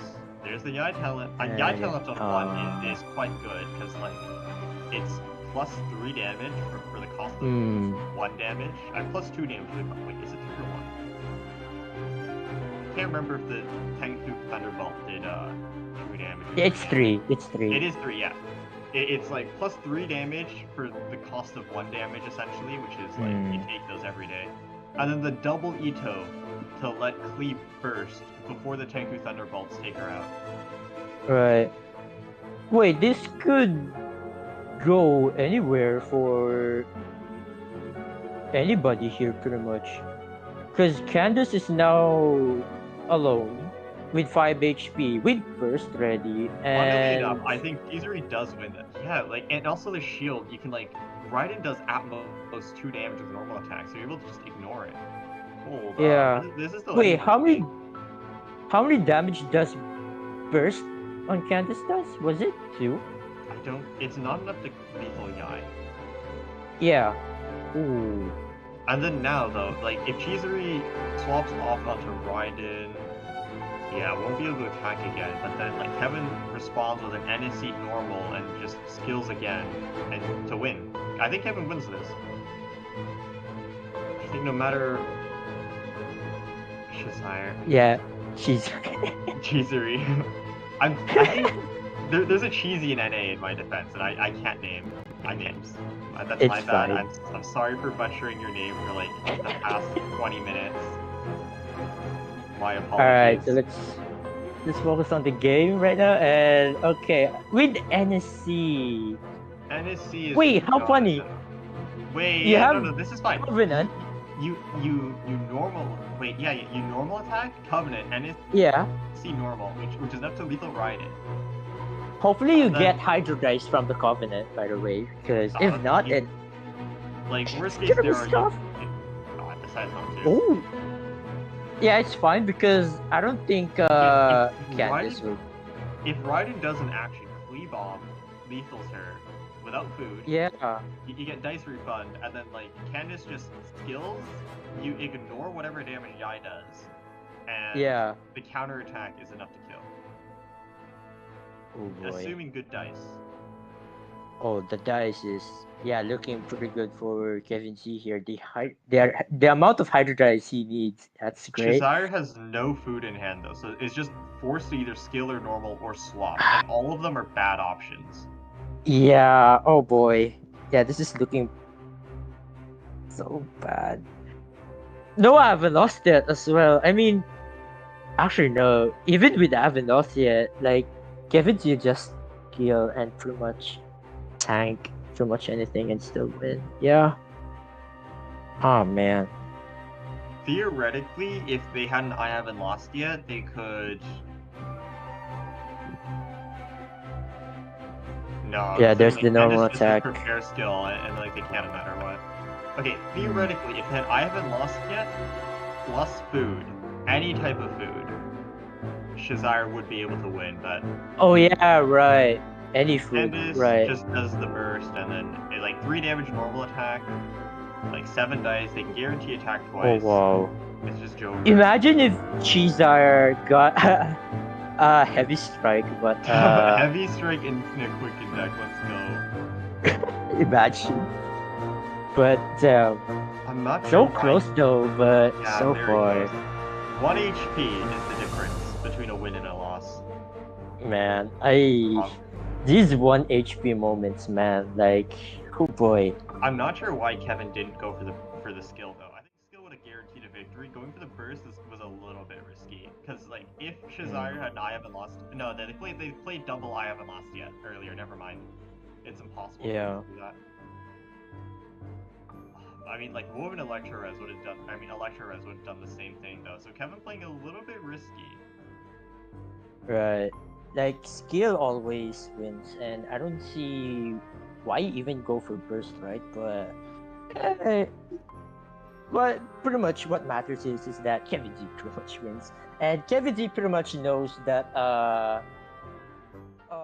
like Chizar doesn't have any tools to do damage like heavy strike and whatnot. So Kevin D pretty much can do pretty much anything what he wants, and yeah. And then the next match though, we have the tail end of the game Ooh. between Martin Z and Little. Oh, okay, the name. Little Milk Dad. Little Milk Dad, yes. Agent Electro Charge though, getting popular here because Agent Glass Electro- got Yeah, it went 5-0 in 5-0. Asia. I'm just saying. yeah.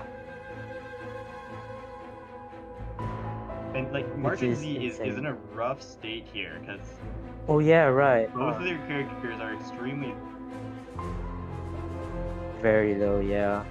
And George about to proc as well. Like if George procs, then Shenha will get eliminated from George, which is gonna be very Yeah, very and bad. then And that Changyu. will deny the I haven't lost yet as well. Oh boy. Yeah, and Changyu no burst either. Oh, and the Lotus. I think. Oh my. Oh, it's Jover. No matter what Martin Z does, it's like it's basically guaranteed that he loses out on at least one character this turn. If he stays on Shenhe, like Asian just normal attack, 4 skills to refresh stealth, and then it's down to just Changyu, which is forced to take George hit, bring him down to 2 HP, and then Asian just bursts, and it's Jover. They could also hash brown on Shenhe. That way you can still play the I haven't lost yet next round when Shenhe gets eliminated. But here's I think the what- thing. I think when he's trying There's to Little go Milk for- that goes for skill or NA. Okay, there's the skill. Yeah, skill to refresh. I think what Martin Z is Okay. going for is I haven't lost yet to refresh energy on Chongyun and then burst to lethal agent. And then next turn they hash brown on Chongyun end phase and then cry res E to secure the game on Oshid. Yeah. Okay, so Martin Z will discard Chichi Chief and Vanarana. Yeah, and Yeah, that's he the has thing, yeah. exactly the amount of cards to do this. Yeah. Just barely. Oh wow, that's huge. yeah, exactly. And you just go for hash brown. Wow.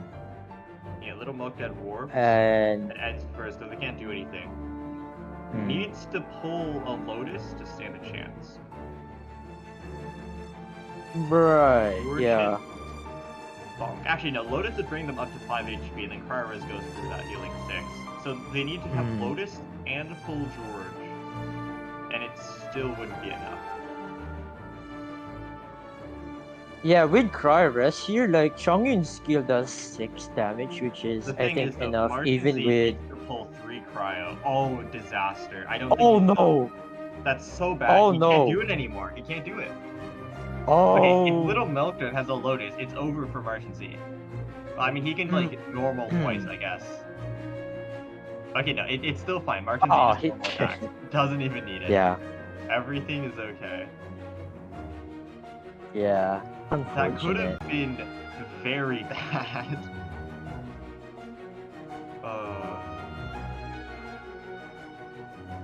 Oh man. Unfortunate for Agent Electrocharge deck. It's just Shenhe Superconduct is still strong nowadays. Like the amount of damage you can deal with Shenhe's burst and the Icy Quill as well. Like it's insane. Yeah, quite a lot. It's still very close though. Like Changyin Yeah. almost wasn't able to have it. I think the line Martin Z went for was probably the only winning line, and like to find it in such a close situation was extremely impressive on his part. Like baited the Shenhe kill and calced the crowd res next turn and like in burst to just barely be able to lethal agent. Yeah. And also I feel like I don't see other what do you call this locations besides Chubby. Like there's no Tenshukaku or Sumeru City or even I think we only see what do you call this Liyue Harbor Wharf, and I think I don't know. I feel like with the help of Tenshukaku or Sumeru City, I feel like it could change the tides a little bit, but I feel like Little Milk Dad got Tubby, but didn't manage to get other locations. Like, Yeah, they were yeah, running it's unfortunate. Cathedral and Sango Shrine on top of Sumeru City. Probably didn't draw Sumeru City, otherwise they would have played it. Yeah, But right. maybe like they played Cathedral earlier and just ran out before he got there. Unfortunate. Also, Agent. Wait, did he? Does Little Milk Dad have Agent talent Little Milk Dad on is deck? in fact running Deckers? one copy as well as 2 Lucky Dogs. Wait, one copy of Agent One talent? Wait, let one me check. Asian Talent and 2 Lucky Dogs. Oh, interesting. So it is quite a deck they're running. Wait. Okay, so running one off for agent talent is kinda odd because you really want agent or rather agent talent is just good. Like getting a additional stealth stack as well as converting the normal attacks into pyro is so good.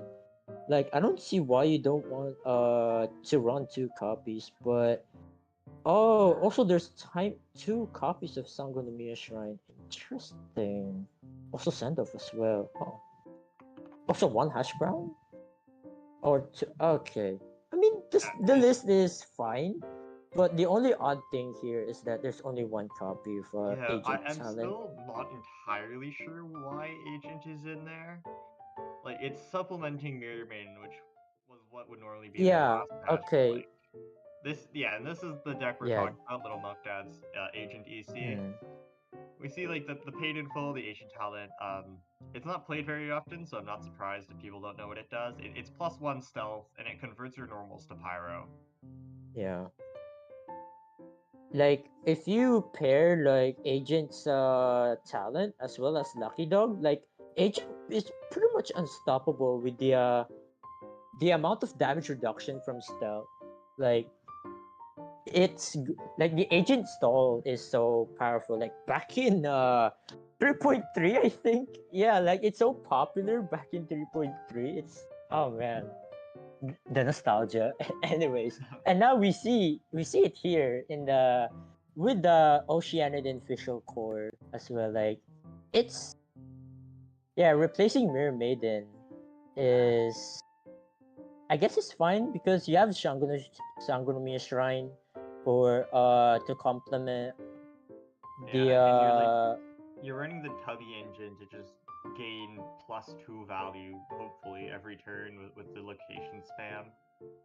yeah, also Sumeru City. I don't know, but I want I prefer Turn Chikaku to be honest because it is a kind of like a stall deck, right? Plus with Sumeru City, it's kind of scuffed if you dice of cringe most of the time anyway. So Yes, activating Sumeru City can be Yeah, Scuff Samir more than City needs to have Tenchikaku. more cards than dice. But like, if you cringe on dice, you're forced to tune your cards, and Samir City doesn't proc. And like on top of that, you also Yeah, need to draw a lot of cards to be able to use it yeah, consistently. So a little hard to use sometimes, but yeah. Also, the only draw in the draw cards Little Milk that only has here is the Harbor Wharf and no strategize as well, which is kind yeah, of I think interesting. running just Wharf is probably fine though in Hmm. Agent EC because it's a little bit of slower deck. Yeah. I don't think they're running Aliven though, which is something to note. They're relying solely on Tubby to gain Oh advantage. yeah, right. No Liben. Right, right. Interesting. Yeah. There's But the Oceanic and Official Core is so strong even now. Like you yeah, often see it in NEC and then the Agent EC and yeah, like the combination of these two character cards is like very very strong and you don't want to underestimate the power of the summons pretty much because even if you don't run send off then it's going to be a little difficult for you. yeah, and even if you do run send off, the official can just resummon Oz at any time. Right, yeah. Other But than this, swapping to Fischl and resummoning Oz can be a little bit guffy because, like, I mean, I don't know. I mean, yeah, it pretty much denies the send off, but resummoning on Fischl, yeah, it can be scuffed in some way, but yeah, it is what it is. yeah, other than this though, there is another deck I wanted to take a look at. It is Mr. Pillow's Pyro Ito deck. Ooh. So this is like Yoimiya Ito Bennett. It was a deck that was like experimented on a little bit, where you Jocelyn. yeah, Jocelyn. It's always Jocelyn. Like you get Bennett Burst, and then like you go on Yoimiya, you play a bunch of ramp, you sack Yoimiya, you swap Saw, you use her prepare skill, the what was it called again? Oh, I forgot what her skill was called. But like it costs one dice, and like you just keep spamming that. You force your opponent to waste dice on Yoimiya, and then you come in with Ito with Bennett Burst and just sweep them. Yeah. And how funny, right? Like, there's no pyro resonance in this deck, even Yeah, though there's no there is Pyres. there But like yeah there is pyrescence but there is like the other pyrescence card but there is woven which is great. You look, you see with this deck, like basically every single card it's running is it gains you dice. There's Gamblers, there's It's Paimon, Timmy, Liben, Kid Kujirai, Parametric, Woven, Covenant of Rock, Ivan Lassie, Legend of jeez. Vanessa, NSC, and Minty Meat Rolls. The entire deck list is just built around getting you dice advantage. So like you have Right. 16 dice versus your opponent's 8, and then you use 3 of those dice to force your opponent to use 6 by just staying on Mm, Yoimiya and swapping to Bennett, who's already casted his talent. And when your opponent yeah. inevitably runs out of dice before you because you just have infinitely more dice than them, you go on Ito and you start smacking. Yeah. For a lot of people here in this community, this Pyre Aero deck is usually called the free hashtag. Uh, wait. Free Yeah, hash free brown tech. hash brown tech. Yeah, there it is. It's kind of funny because with Bennett Burst and Yoimiya, you can spam like her skill for one cost, right? And that pretty much heals her like +2, which is kind Yeah, of funny to it see. heals you for the amount of a hash brown. Yeah, it's crazy, and that's how the hash brown tech name pretty much came up, and yeah. Yeah, like basically because you're using one dice to just stay on Yoimiya and heal for a hash brown, like your opponent either runs out of dice before you by using whatever dice they have to kill Yoimiya, or they let Yoimiya heal to full health and just do 5 damage. Yeah, like So it's a lose lose. like Yoi Beer gets it's pretty much a tank with these heals thanks to a Bennett burst.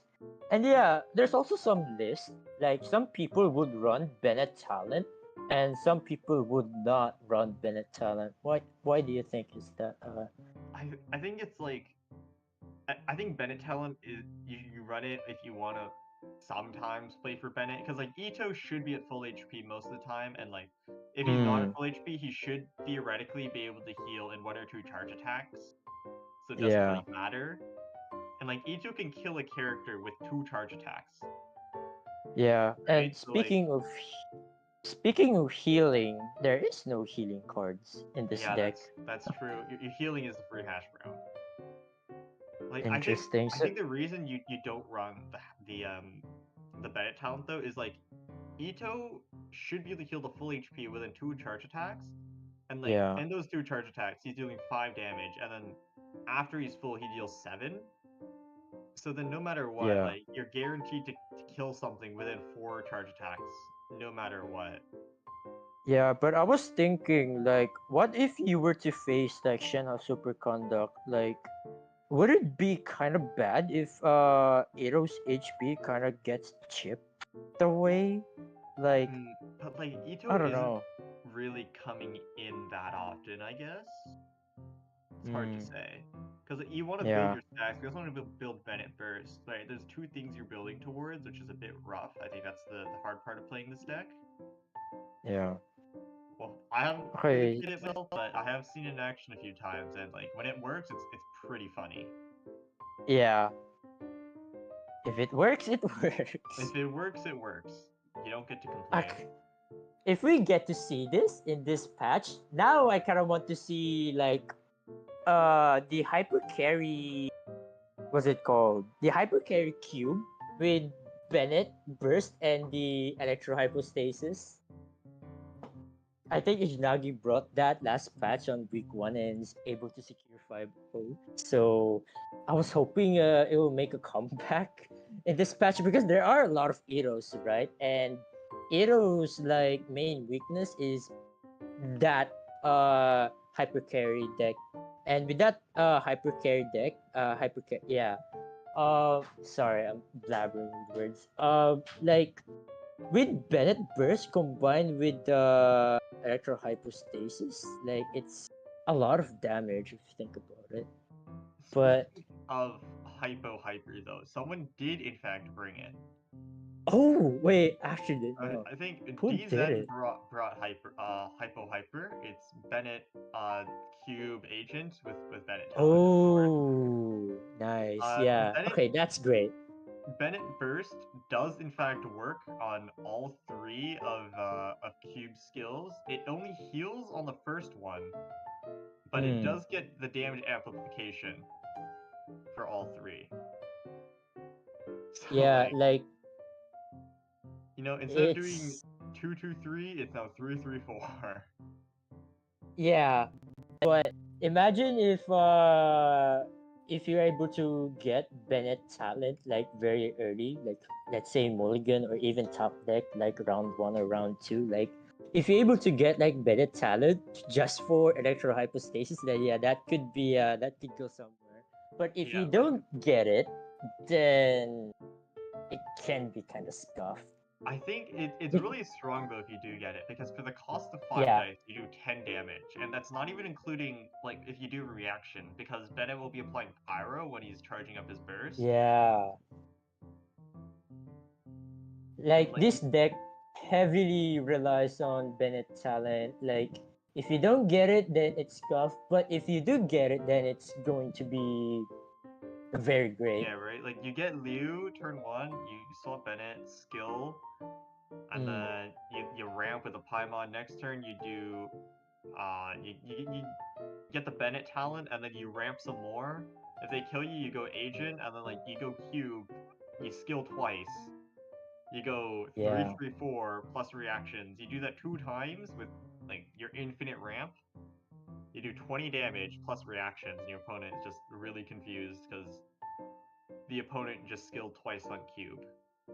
Yeah, like with combination of gamblers here, like gamblers on electro hypostasis with Bennett burst, like it's going to be insane. Like it can Like the electro hypostasis can go for double 5 cost with Yeah, this deck, which is insane.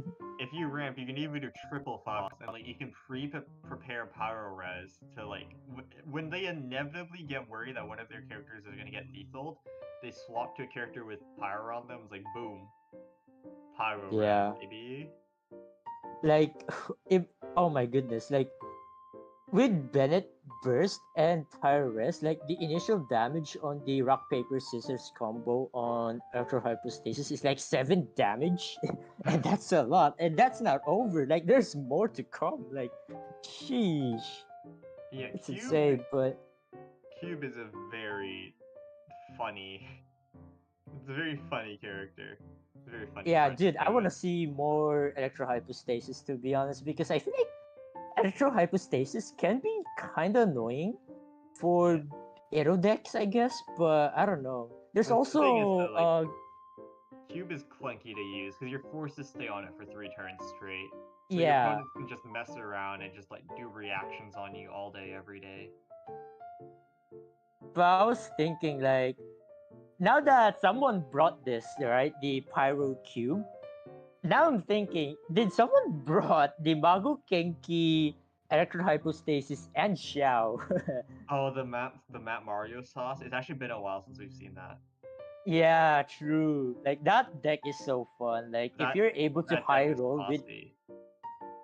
if you're able to high roll with Abyssal Summons combined with the Magukenki Summon, it's actually like very insane. But yeah, it's funny. Like if you do get it, like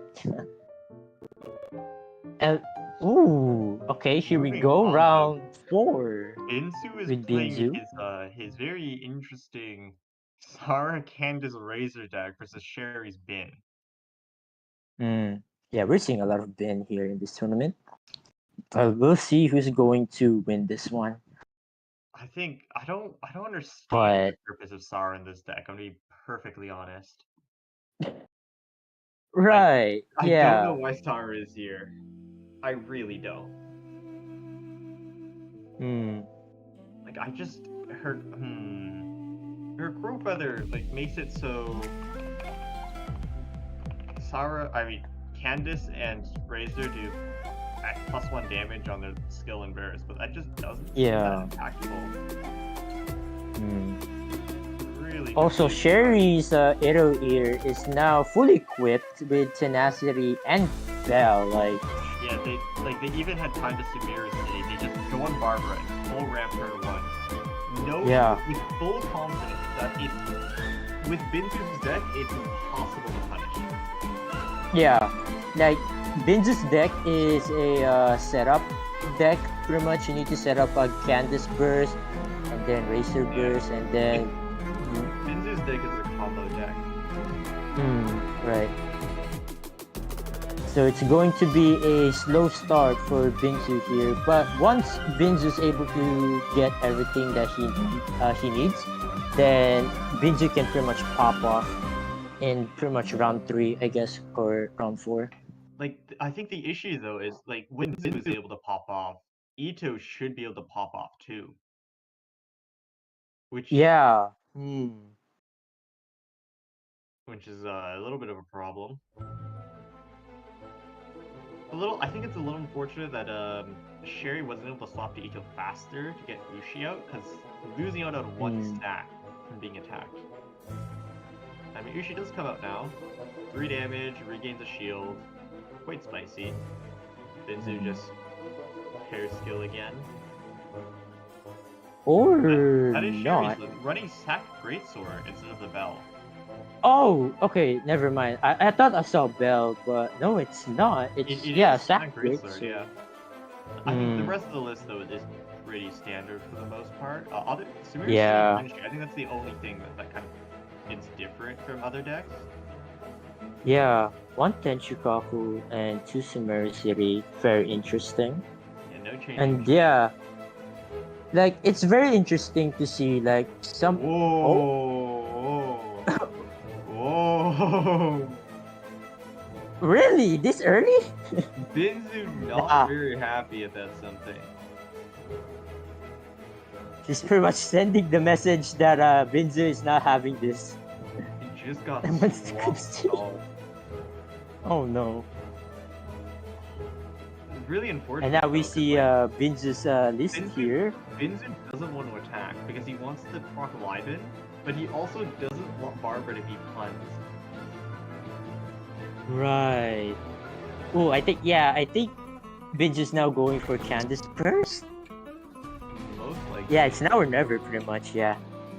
Or Oh, that's else. so unfortunate though. Liven like won't get his dice. That's so sad. Yeah. But the self-apply from Barber is going to help out a lot for these two electro characters here. Like free electro charge. Yeah, that's true. Now that everyone is applied with Hydro, so this is gonna be huge, I think. Just like it's so sad that Binzu was forced to burst there to get the extra like turn value instead of just proccing Liven. Yeah. 13 dice turn. That's so unfortunate. Double I haven't lost yet on Binzu's hand right now though. And Dice looking pretty good as well, so this could be great for Binzu here actually. And Gamblers as well. Oh my goodness. Yeah, imagine though if Binzu had +2 dice, 13 dice, he'd swap to Razor and then Oh, we swap lose to you as well. Razor, Oh, and that's then like now you have 12 dice, you can attack 3 times, like skill versus normal. That would be so good. okay, so looks like Razor is going to deal a lot of damage in this turn before Iro does, because Iro is still at 1 energy. Looks like Iro's burst will come out next round, which is I don't know. I mean, next round is a little bit slow because Binzu's going to have his pop-off turn now. But, Yeah. It's just Yeah, Binzu has to pop off now because Candice burst will expire next round, so he has to do something right now. it's Pretty like much now or never. will Binzu have enough momentum to pop off? Because Candace Burst is going to wear off next turn. Yeah. And like Razor Burst isn't quite up yet. I'm going to swap stall by the looks of it. It doesn't want to give Sherry extra dice by attacking into Ito's Lilith.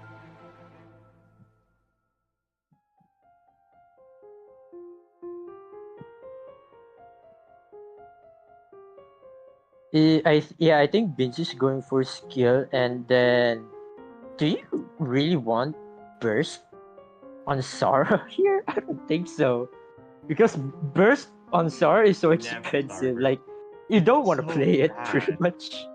Right. Star Burst is just so bad. Okay, there's Woven to just charge attack 4 damage. Okay, there's the skill. Yeah, there's the Crow Feather. Refunds the dice thanks to Millilith. Ito can burst now, and then like that Sara. Yeah. This might be what Binzu was going for though. Like bait the lethal onto Sara, and then go Razor. I haven't lost yet first. Yeah, there it is. Okay.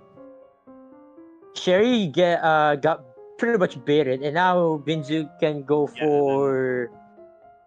There you go. Then you Sweet. haven't lost yet first on Razor.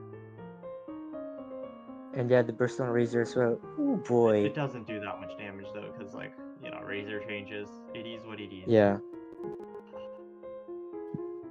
I don't Ooh, think imagine Binzu- Minty Mitro. The only way like Binzu kills a character this turn is if Sherry swaps to Barbara. I think like unless that happens, Binzu shouldn't have the dice to kill anyone. Yeah.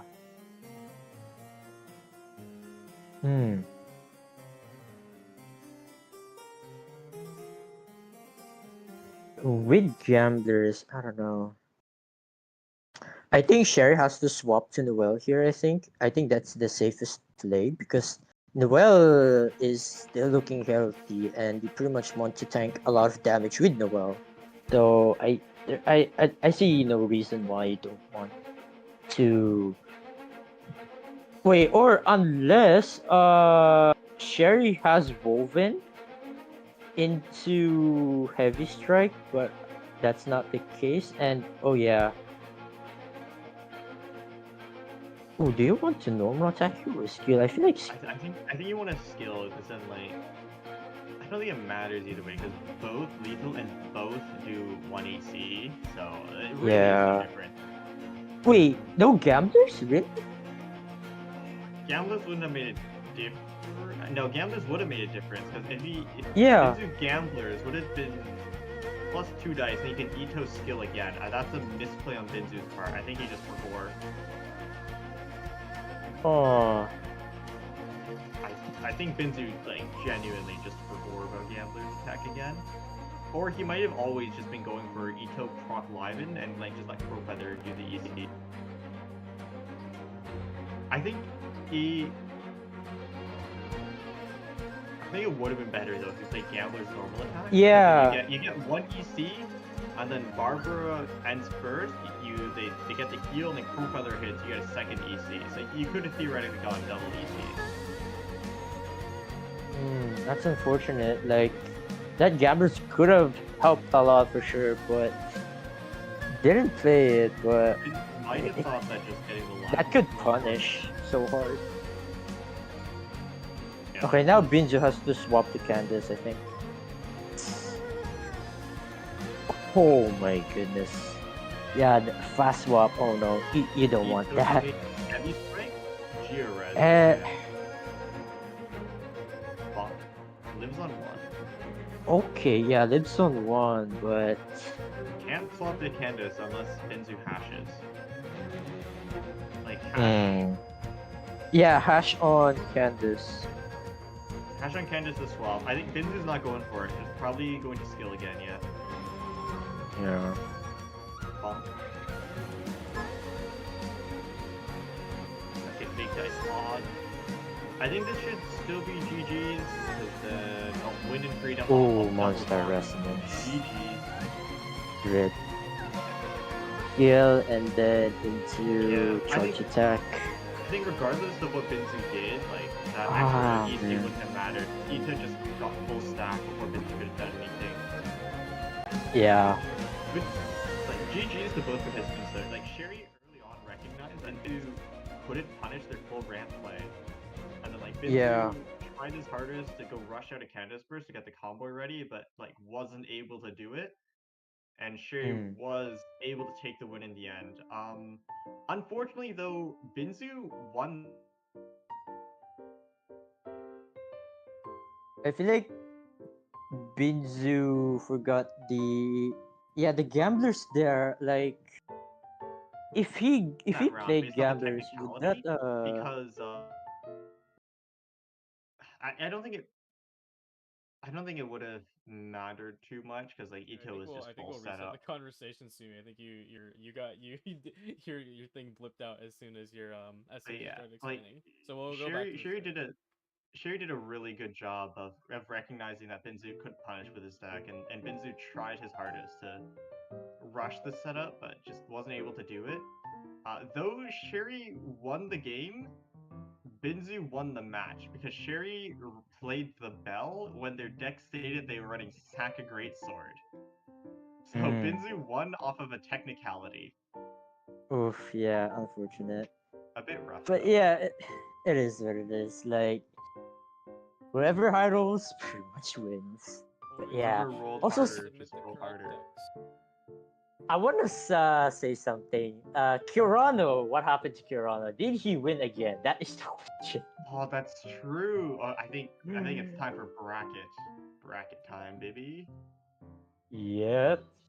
Dude, if Kirano got 3-0, then we're there's a high chance that he'll get 5-0 again. Did Kirano win Saga? Let's see. Yeah, is the Binzu vs. Sherry game. Can have a bye if I look at it. Martin Z won. Kirano's game is still ongoing, so we're not yet sure about the Kirano saga. Wait, who's Squibble? What's Squibble using? If it's a ramp, then Squibble is playing Nahida Zhangling Raiden. Interesting. So it's Overload with Shangling's Goba and Raiden's skill. Yeah, with Nahida in the mix.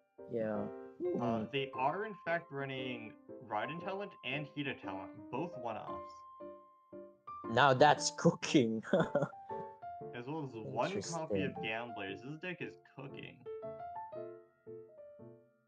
We'll have to see if Kirano is able to trump the freestyle deck.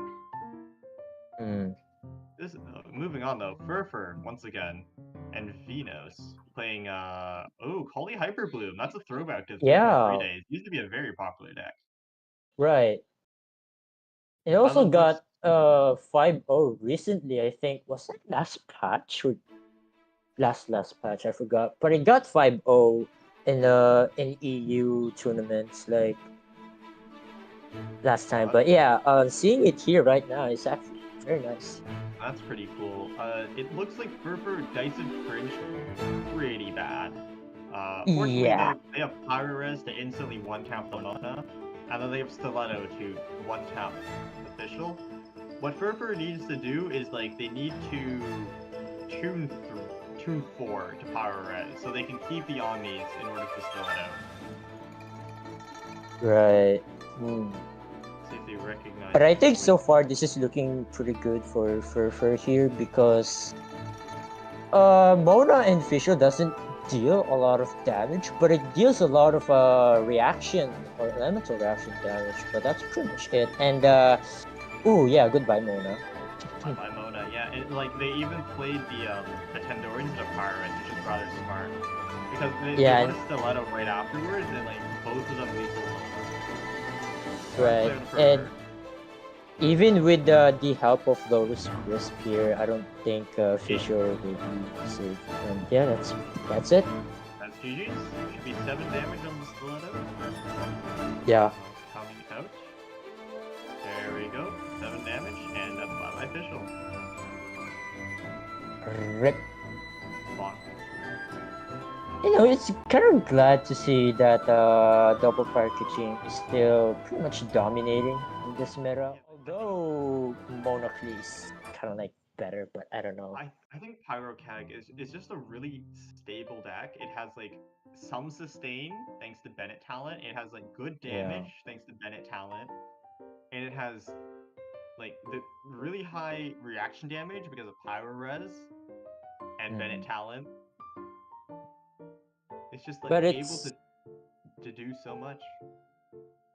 Yeah, but it's kind of weird to see like double packaging is now declining in this patch, because okay, if you think about it, like double packaging doesn't benefit a lot with the arcane cards, especially. I mean, sure, ancient courtyard with sack sword, I guess, with gamblers, I can see that, but yeah, that's rather neat. I don't know. Like, most lists don't run sack sword. Yeah. Also, I feel like Mona Clee is just like with Covenant of Rock. It's just it delivers a lot of damage and much more faster compared to double packaging. It plays so much faster compared to Pyrocag. It deals out more damage early on to pressure the opponent more. I think Pyrocag, if the game goes later because of Bennett talent, it's able to like start to out damage Cleavate, but I think just like the fact that Cleavate is able to pressure your opponent so much in turns 1 and 2, and that you're almost always able to guarantee a kill by then. That Pyrocag is starting to fall behind in popularity. Also, you have to rely on Bennett talent versus the card. Yeah. Like if you don't get it for double packaging, then it can be very difficult. So like Bennett talent card is just so good. Like you don't want to miss it. Like if you don't get it, then it can be very unfortunate. So I can see why some double packaging players are now converting into Mona Clee pretty much in this patch. And this is a practice game, I think, between Zenin and Shen. Zenin playing Shen, I think we've seen them play earlier, and Shen is playing Hydro Zhongli. A stall game, pretty much, like between these two. Oh man, dude, stall matches are It's not my cup of tea, pretty much. Like stall matches can pretty much burn you out as the game progresses. Yeah, But they if like you they keep your take forever. game, if you keep your head like focused in this very long stally match, then yeah, it can be a very I don't know, very great, I guess. I think I mean, Bin I is played stall myself, but I hate it. The fact that it brings the game much more longer. Like I don't know, but stall is strong. Yeah. Stall is strong because like you're able to withstand the opponent's pressure and like Yeah. your Geo carry is able to also deal out a lot of pressure as well, which makes it quite powerful. Right. It's because it takes so long. So you have so many heals, you have so many shields. It just drags on forever. Yeah, and the swap stall that we have to think about as well. And funny and interestingly enough, Shin's side, Candace is fully equipped with Vortex Vanquisher, and I think that's Tenacity the Mermaid. So that's interesting angle. But Candace is a one HP Candace though. is like, I think this is why Ito is preferred in most stall lists now, because he deals a lot of damage. Right, yeah. He fits well with the stall teams because of his Elven and just deals big damage. What more could you want? Okay. Speaking of like stall list though, early on in 3.7, Geoceanid was with Zhongli was like super popular, and then after after week 2, it kind of just disappeared. Yeah, it fell down like pizza nut stonks. It was like the most dominant deck. It won basically every matchup, and then right. It's gone. Like I wonder what happened to it. Was it like a flavor of the month thing where it was really popular because like no one knew how to deal with it, and then once they found other decks, that were a lot more fun than stall, they flocked towards it, or like did other decks come out that were just so much stronger than it, like no one wanted to play it after that? I wonder. Yeah, like NEC, right? Like NEC pretty much beats any stall deck like Zhongli, for example. And with NEC being discovered, I feel like that's the time when Zhongli's popularity went down.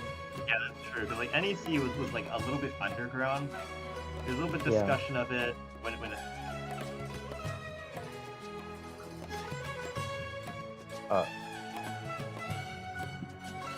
yeah, like there's a lot of debate as well between Mona and I think Sumi's like oh boy. I occasionally visit the Shadow Realm. It's fine. Rest in peace, Sumi. Oh, he's back. Just say you go ahead, Sumi. Yeah, I because both Geoceanid and NEC want Ocean, it's like which deck would you rather play? Is what decides it. And most people decided to play NEC. Ocean is so strong, like I'm not it's like I think it's just some characters are strong in general because they usually give great value for the cost. Right. George and the squirrel and the bird. Like those summons like can do a lot of things pretty much, like it's insane. Yeah, once you get George all 3 of them on the board. Yeah. Games have been won and lost based on the George. Oh yeah. And seeing like some players going for gamble like one summon, like let's say you have the ferret or the squirrel on the board, then you fast swap on Oceanid, like hoping to get George pretty much for damage reduction. Like oh man, like the gambling on Oceanid is just insane. And yeah, of course the Myriad as well, like you always want to get George for the damage reduction, of course.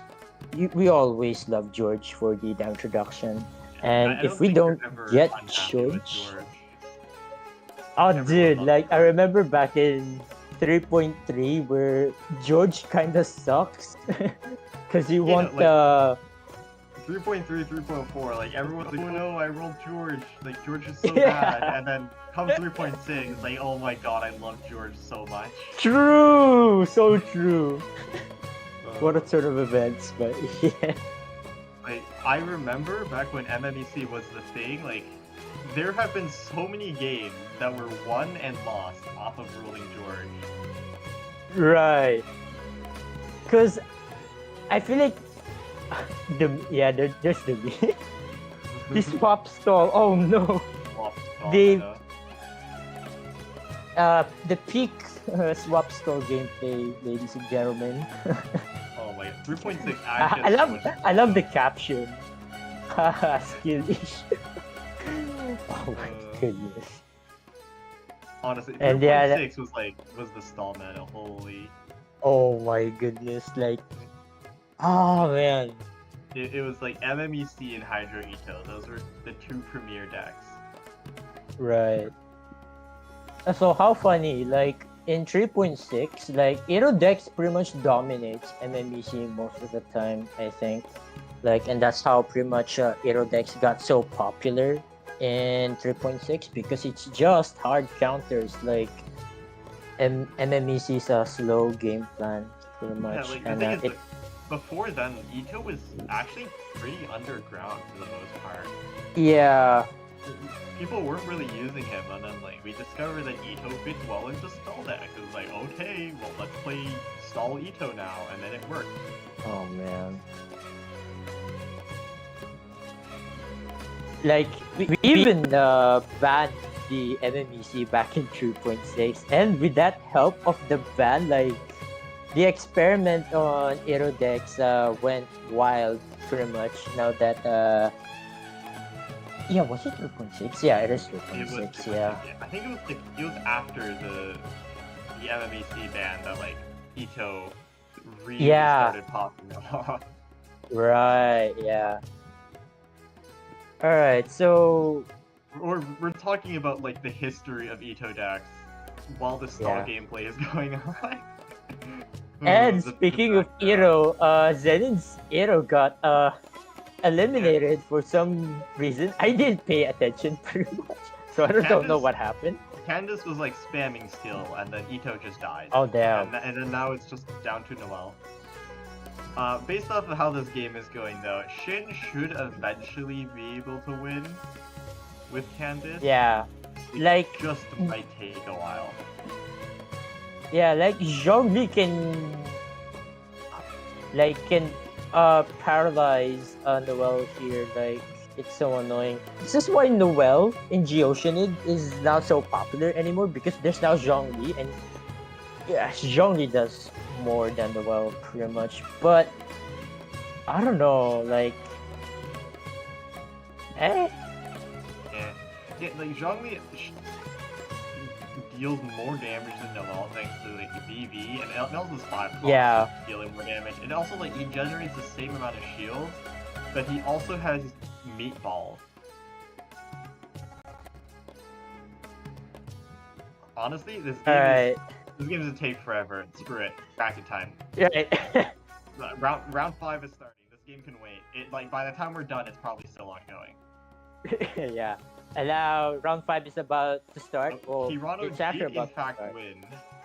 Kirano is currently 3-0. Ooh. Oh, Zenin is a dude. Oh my goodness, Zenin is about to pop off in this tournament, and pretty much sending the message that what message though? Like if you're the top in one region, you're the top in every other region. Let's go. What's the message? Right. Dude, imagine Zenin wins EU Majors this patch, and this actually goes to NA. Yeah. If Zenin does win EU Majors this patch, he would be the first person to win Majors in 2 different regions.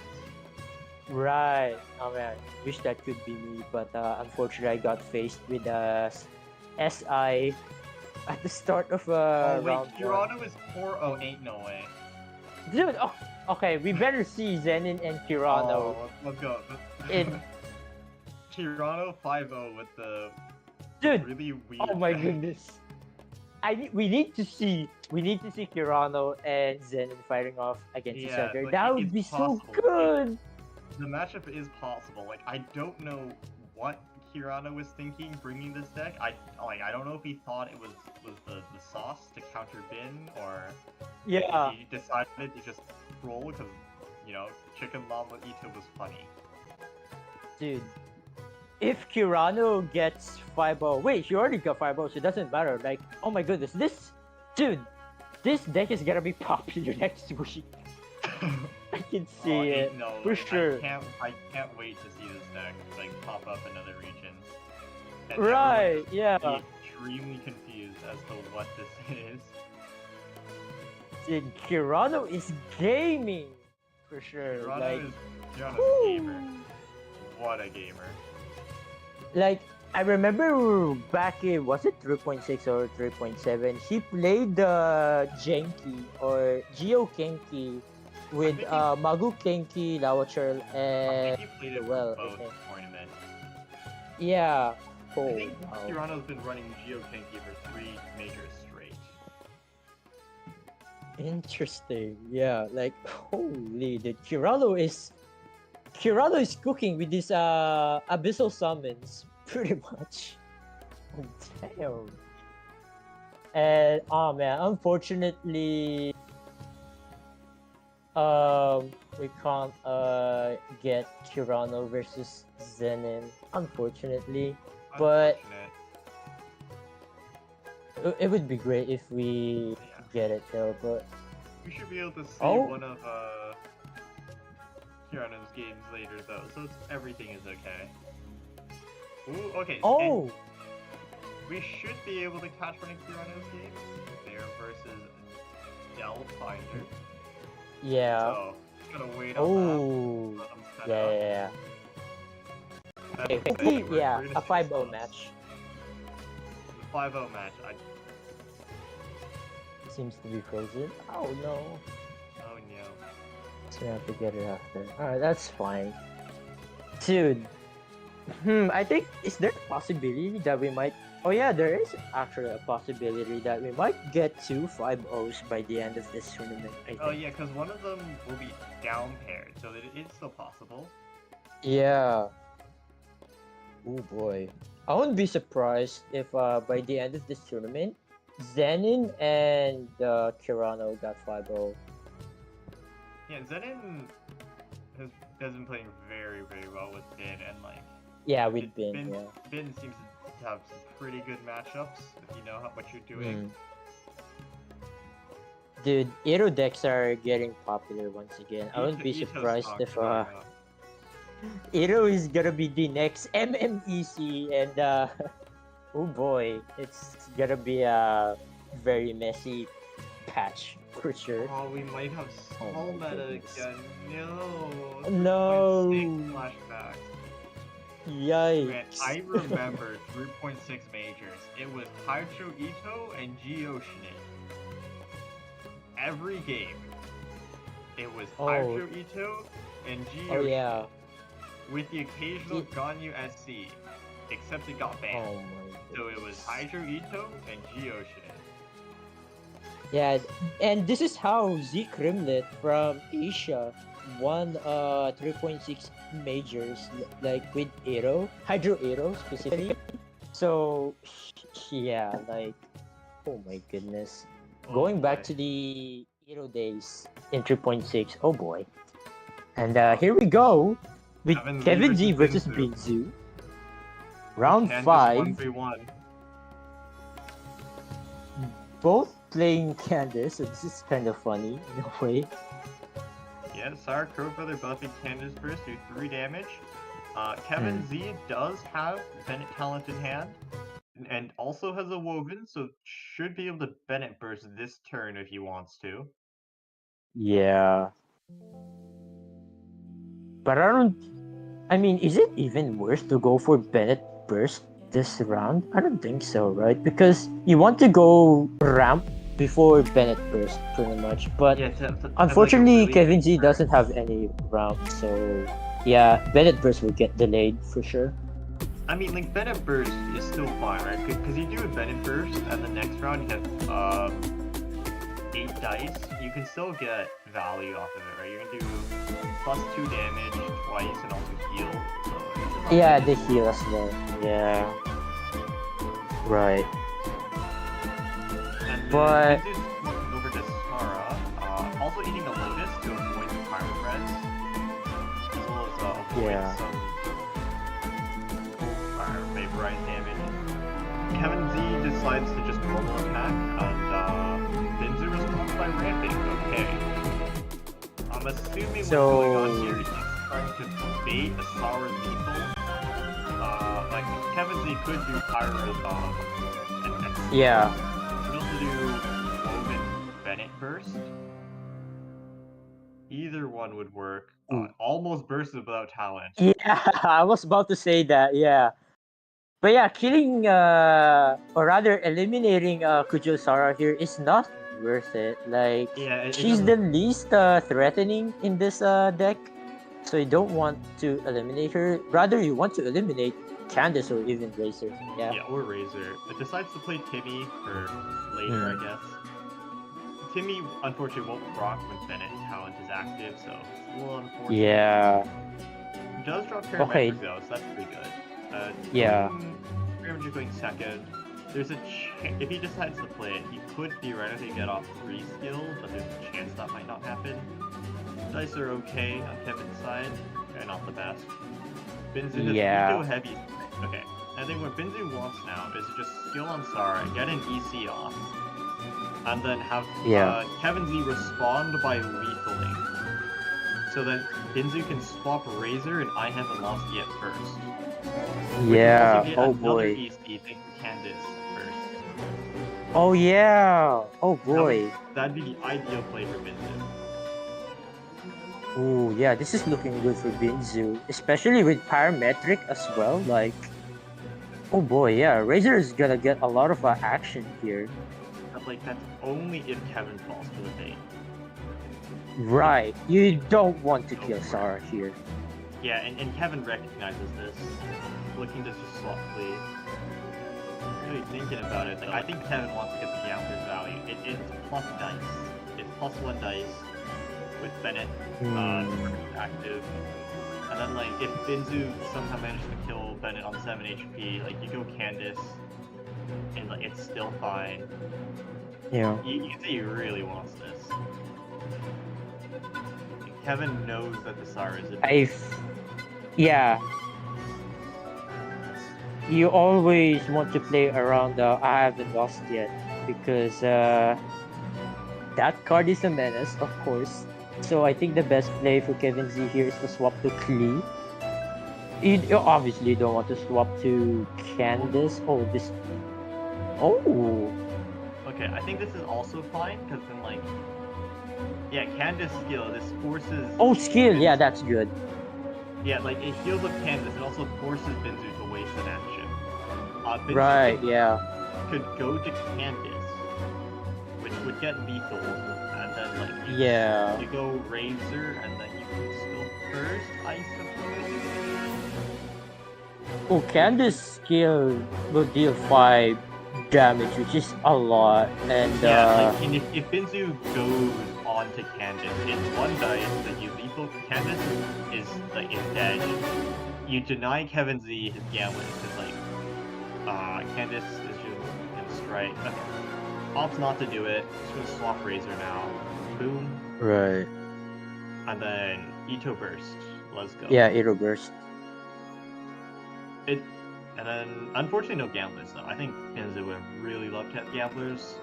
Yeah. Okay, now Kevin Z has to swap stall to prevent that parametric to proc. Parametric so that... Oh, okay. Just decides to ignore. Or normal attack. Yeah, it's fine. Alright, parametric is no proc. Yeah, it's good. Now I think normal attack parametric doesn't proc, that's pretty smart. And then now Binzu can attack again, and Candace Burst is about to wear off. So Binzu has to swap to Candace, I think. But then if Binzu swaps to Candace, like he won't be able to go first, which is really bad. Right. I think what Binzu should do is just end turn, because get priority. Then Crowfeather buffs Razor's +1, and then his skill should be able to kill Bennett start of next turn, and then Clee comes in, doesn't have enough damage, and then Binzu can just skill again. Right. That should be the winning line. You end first, Crowfeather buffs Razor, you kill Bennett next turn, because the Crowfeather is gonna wear off. I mean, Lotus wears off. Oh, Covenant just swap Clee? To keep Bennett up. Okay, because you want to burst again. Okay. Gamblers, okay. Yeah, well, Bennett, Clee will get... Clee will get eliminated. Oh, and Ito just when you need it. Okay. Yeah. This is pretty good. I think Razor's skill should be enough to kill Clee. After Clee is done, like you're gonna have parametric proc, and the Bennett comes in. He needs to kill twice in order to kill Razor. And then Binzu also has Lotus, so this is really good. Ooh, Montress though, that can get a little dangerous. There you go. Yeah, but the cards though, it's not gonna help much for Kevin Z here, unfortunately. Like the Pyro Resonance is already... There's no aura. Yeah. And then Montress is also kind of useless because Kevin doesn't actually have enough dice to kill this turn. Yeah. Oh yeah, this is looking good for Binzu here. Like the parametric, the Lotus, and the heavy strike as well. Like heavy strike too. Yeah. Kevin needs 12 dice in order to win, and he only has up to 11. It should be GG's to Binzu no matter what. Here you go, that's a skill. Okay, Binzu has to... it's skill, or just tune entire hand and skill, and it's just GG's. Yeah, GG's. Unfortunate card draw for Kevin Z here. Didn't manage to use the Pyro Resonance and doesn't get anything, any food at all to defend Bennett. And unfortunately, Kevin Z didn't manage to get through, and Binzu got the victory there. So congrats to Binzu. Binzu did quite a good job at setting up pretty fast, put the pressure out early. I think Kevin tried his best, but Candace doesn't apply that much for it, and it also plays really slow because you take 2 turns to get your damage out. So Binzu recognizing this, was able to set up for Kevin's face. Also was running.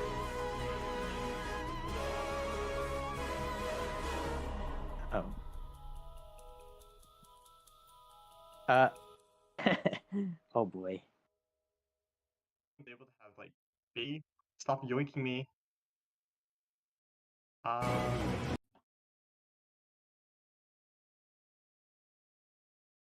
Wow, I'm back to my eternal punishment. I managed to crawl out. Oh, let's go. Here it is. Here it is. Finally, let's go. We get to see it. The fabled Ito chicken deck. The fabled Geo chicken. I'm looking forward to this one. Oh boy. Oh boy. So this is... Oh, okay. I was thinking it's Zenin, but it's not. But it's still Bin, regardless. Yeah. So let's see how Kirano is able to going to dominate this this Bin with his interesting list. So let's see what happens. Barnard Tenchu. Alright. That's the correct order. First, because even if he can't get value up to Barnard now, you always want Barnard before Tenchu, because the dice you receive from Barnard does go into counting Tenchu. Right. Always remember that, folks. Always remember. Always Rana before Tenchu. Note that down. Alright. So, if I were the Bin player, you don't want to go for Barber skill ever. You don't want to grief yourself because of the self-hydro. And you just give away free crystallizers to Kirano, which is not good. Yeah. The only thing you're cleansing is Dendro, which doesn't matter because Geo can't react to Dendro. Exactly, right. Yeah, and once again, that's the bin list that we've been seeing quite a lot of. It's pretty standard, all things considered. There's nothing too special to point out.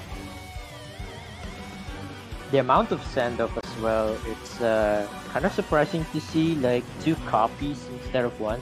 Honestly, I would prefer to only just run only 1. Considering the meta right now, like there isn't much of a Oceanid Oceanid players, I guess, are pretty much Shen House of Conduct. So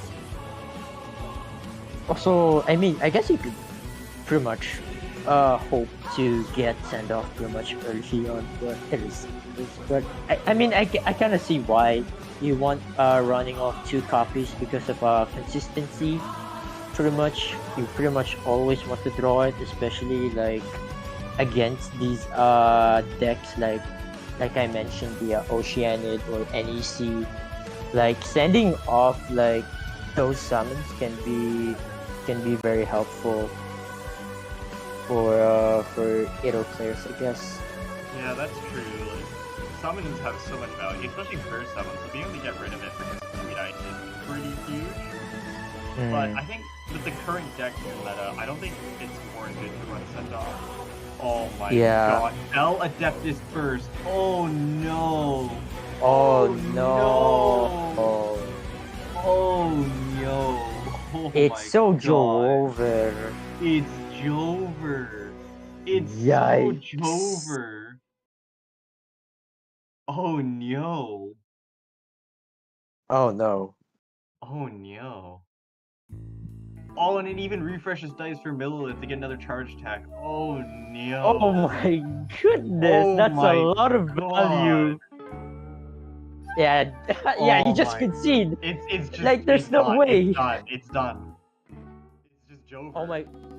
Yeah, Kirano, I guess obliterated his opponent, and their opponent did not snitch. He took just soloed bin. Like, it wasn't even a competition. That's so unfortunate. Oh my god. Damn. Kirano is just a gamer. What a gamer. Oh my goodness.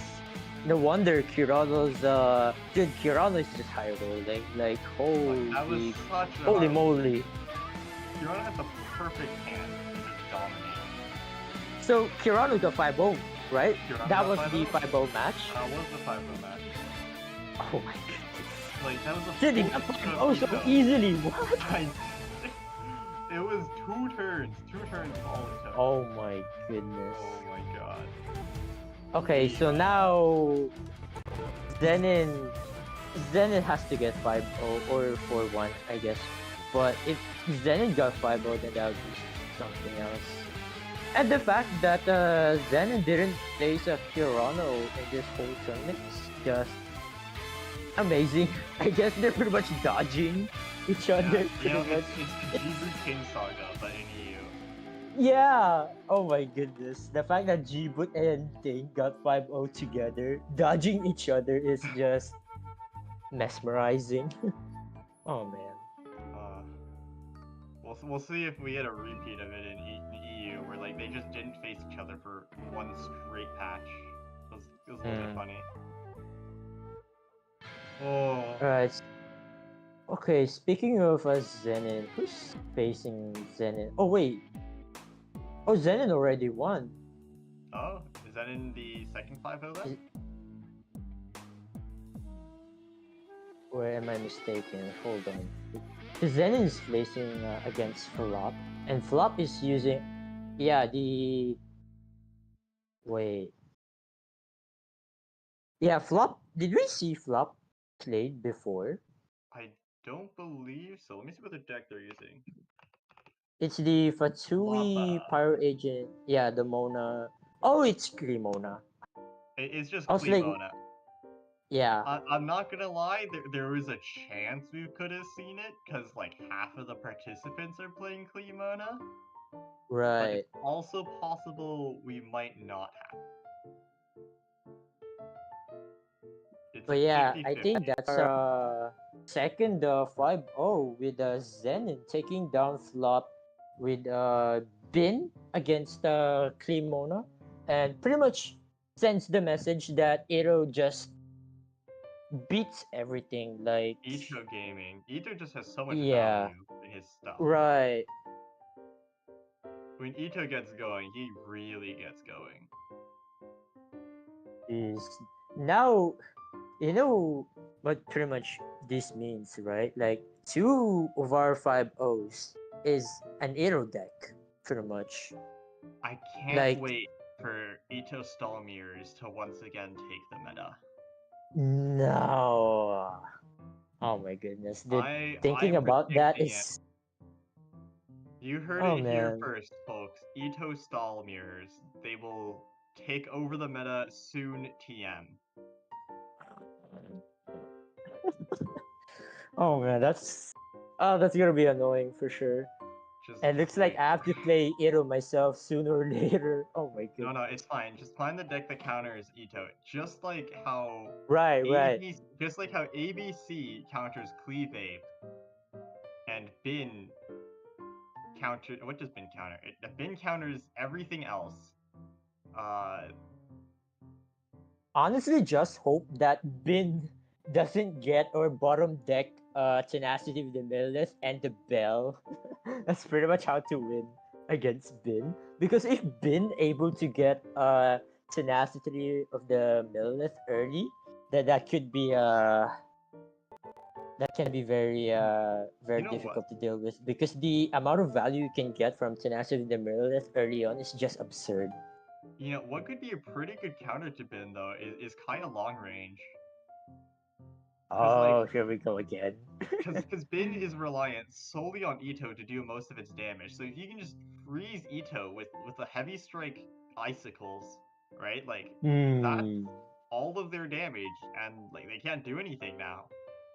And then you just apply some more Hydro, and then whenever they swap back on, when they swap back to Ito, you just swap off, and another icicle bonks them, and it's like, oh, what do you do now, right? Like, your deck is useless. Right. It's the sauce, trust me. Surely we get to see it soon in next tournament. But it's okay, it's gonna be Ito stall versus Kaya long range. Dude, oh my goodness, we're gonna get a lot of stall decks in this patch. It's oh man, kind of annoying if you think about it. Oh, Dude, imagine majors this patch instead of 5 hours, right? Like it's going to be 6 hours, or even worse, 7 hours. I think last NA majors was I think in the 3.6 NA majors was 6 hours long. So the repeat round 2. Oh boy. Oh boy. I cannot wait. Someone has to cook again with the electro hypostasis again, like the hyper carry electro hypostasis. Like, you know what? Maybe the only way. Q might be the sauce because it's able to withstand at least 3 Ito hits, and with Bennett, it's able to do 20 damage if you have 10 dice. Exactly, right? So just pray for 10 electro, Lamouge. Someone has to cook, or rather bring back this hypercarry electro hypostasis. We definitely need it for sure, because according to a lot of Aero players, they hate like these hypercarry electro hypostasis deck, especially with a revive mechanic from electro hypostasis. It's actually so annoying. Like, it prevents the gamblers, like the overkill as well. Like, it's so annoying. And now, okay, right now we're ready to show our winner's deck. And let's see it. And yeah, there it is. Yeah, there is Zenin's Bin and Kirano's Geo monster deck. Yeah, in Ito's monster deck, pretty much. Yeah, we can see like quite a few similarities between the two though. Like, both are running Bell plus Millilith for, you know, the ultimate Ito stacking combo, yeah. Oh Oh my man, gosh. That Aero last decks. match, that was cooking. MiHoYo has to nerf Aero next patch, surely, right? Oh my goodness, Really. but Like I did, yeah. it's Ito just I gives don't you the know. value, like with his stuff. Yeah, true. Oh boy. But Ito song. honestly, though, this Kirano's list is so saucy. I kind of want to try it. Bring it to Arena Champions. Prove to the world that like it is the sauce. Right. The abyssal summons as well, dude. You know how I love summon gaming back in the day. So seeing abyssal summons with Iro, oh, that's going to be my deck for sure. Yeah, bring it back. Bring like this deck to Asia. You know, show them the true meta, the new meta. The true sauce, true, yeah. Bow down to your Geo Chicken overlords. The bin players are gonna be in shambles once they see this deck going around for sure. Bin Because players the quaking right now. yeah, it pretty much renders like it pretty much denies the Barbara skill like a lot because Like if one of the huge things of Barbara is the cleanse, and now you just can't do it anymore. yeah, exactly, like oh my goodness. And now yeah, like bin is so popular, like it's going around, right? Like and now Kirano has this like pretty much counters all bin so far. Like oh boy, this patch is going to be Iro countering other Iros. Pretty much. It's insane. I cannot wait for the Ito long range mirrors. It is Oh my god. one day. It's gonna happen one day. Yeah. It's mm. Kirano's Geo Chicken. Let's go. Oh yeah, that's actually a good name. You know, 'cause it's chicken and then there's Geo. Chicken. Rocky chicken. No. What is like a spice with rocks? You know, like a rocky like pepper, I guess. Like peppered chicken? No, pebble. That doesn't work. Grilled chicken? No, that doesn't work.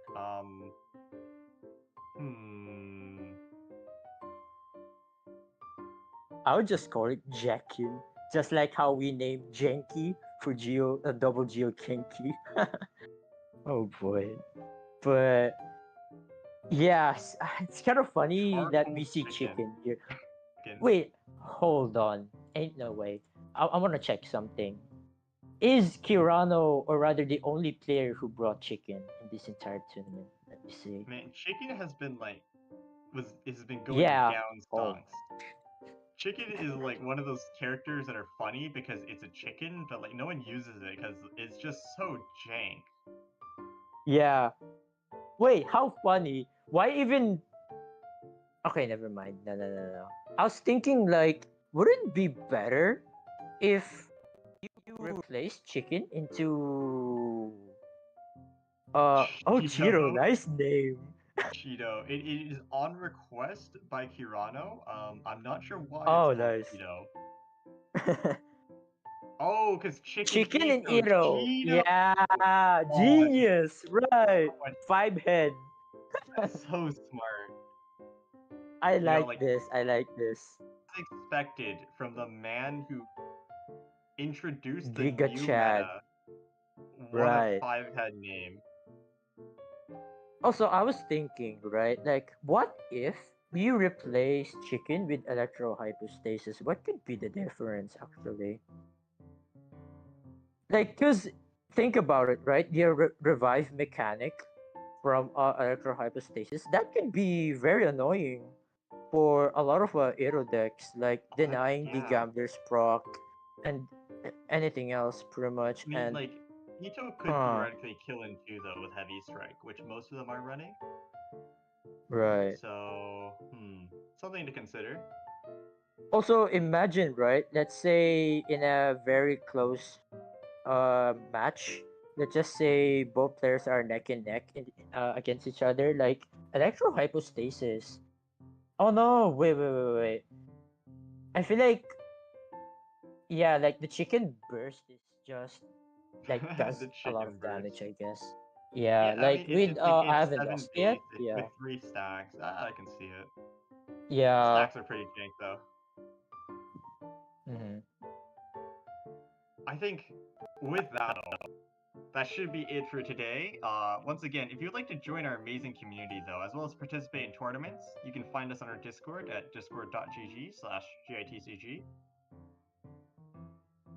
Also, this tournament circuit is a joint project between the GITCG team and our primary partner KQM, the premier tier crafting community for Genshin Impact. Check them out for guides, videos, and more for all of your favorite Genshin characters. Yeah, on top of our weekly tournaments, we also run other events, so be sure to check us out on our events channel in our Discord. And a big thank you to our staff on site and the TOs for running today's tournament. We have Attila, Redshifted, and Kenkaku for the TOs and for the production. We have Kojo in the background and me and Sumi. Yeah. Tune in next week for more weekly tournaments for all 3 regions. Like and subscribe and ring that bell so you don't miss out. Yeah, and this is Sumi. And this is Ark. Thank you all very much for watching. And we will see you guys next time.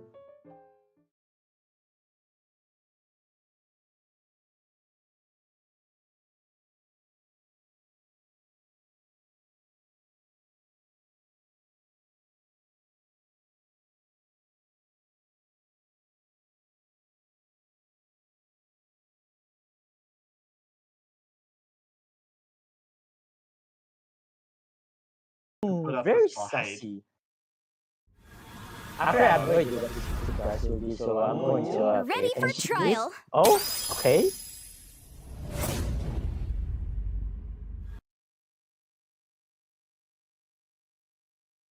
Ooh. Oh, that is. What could that mean? Actually, I have no idea. Yeah, that's a little bit of a sneak peek for something. Oh, We got muted. that's fine. Ending stream. All right. GG's. GG's.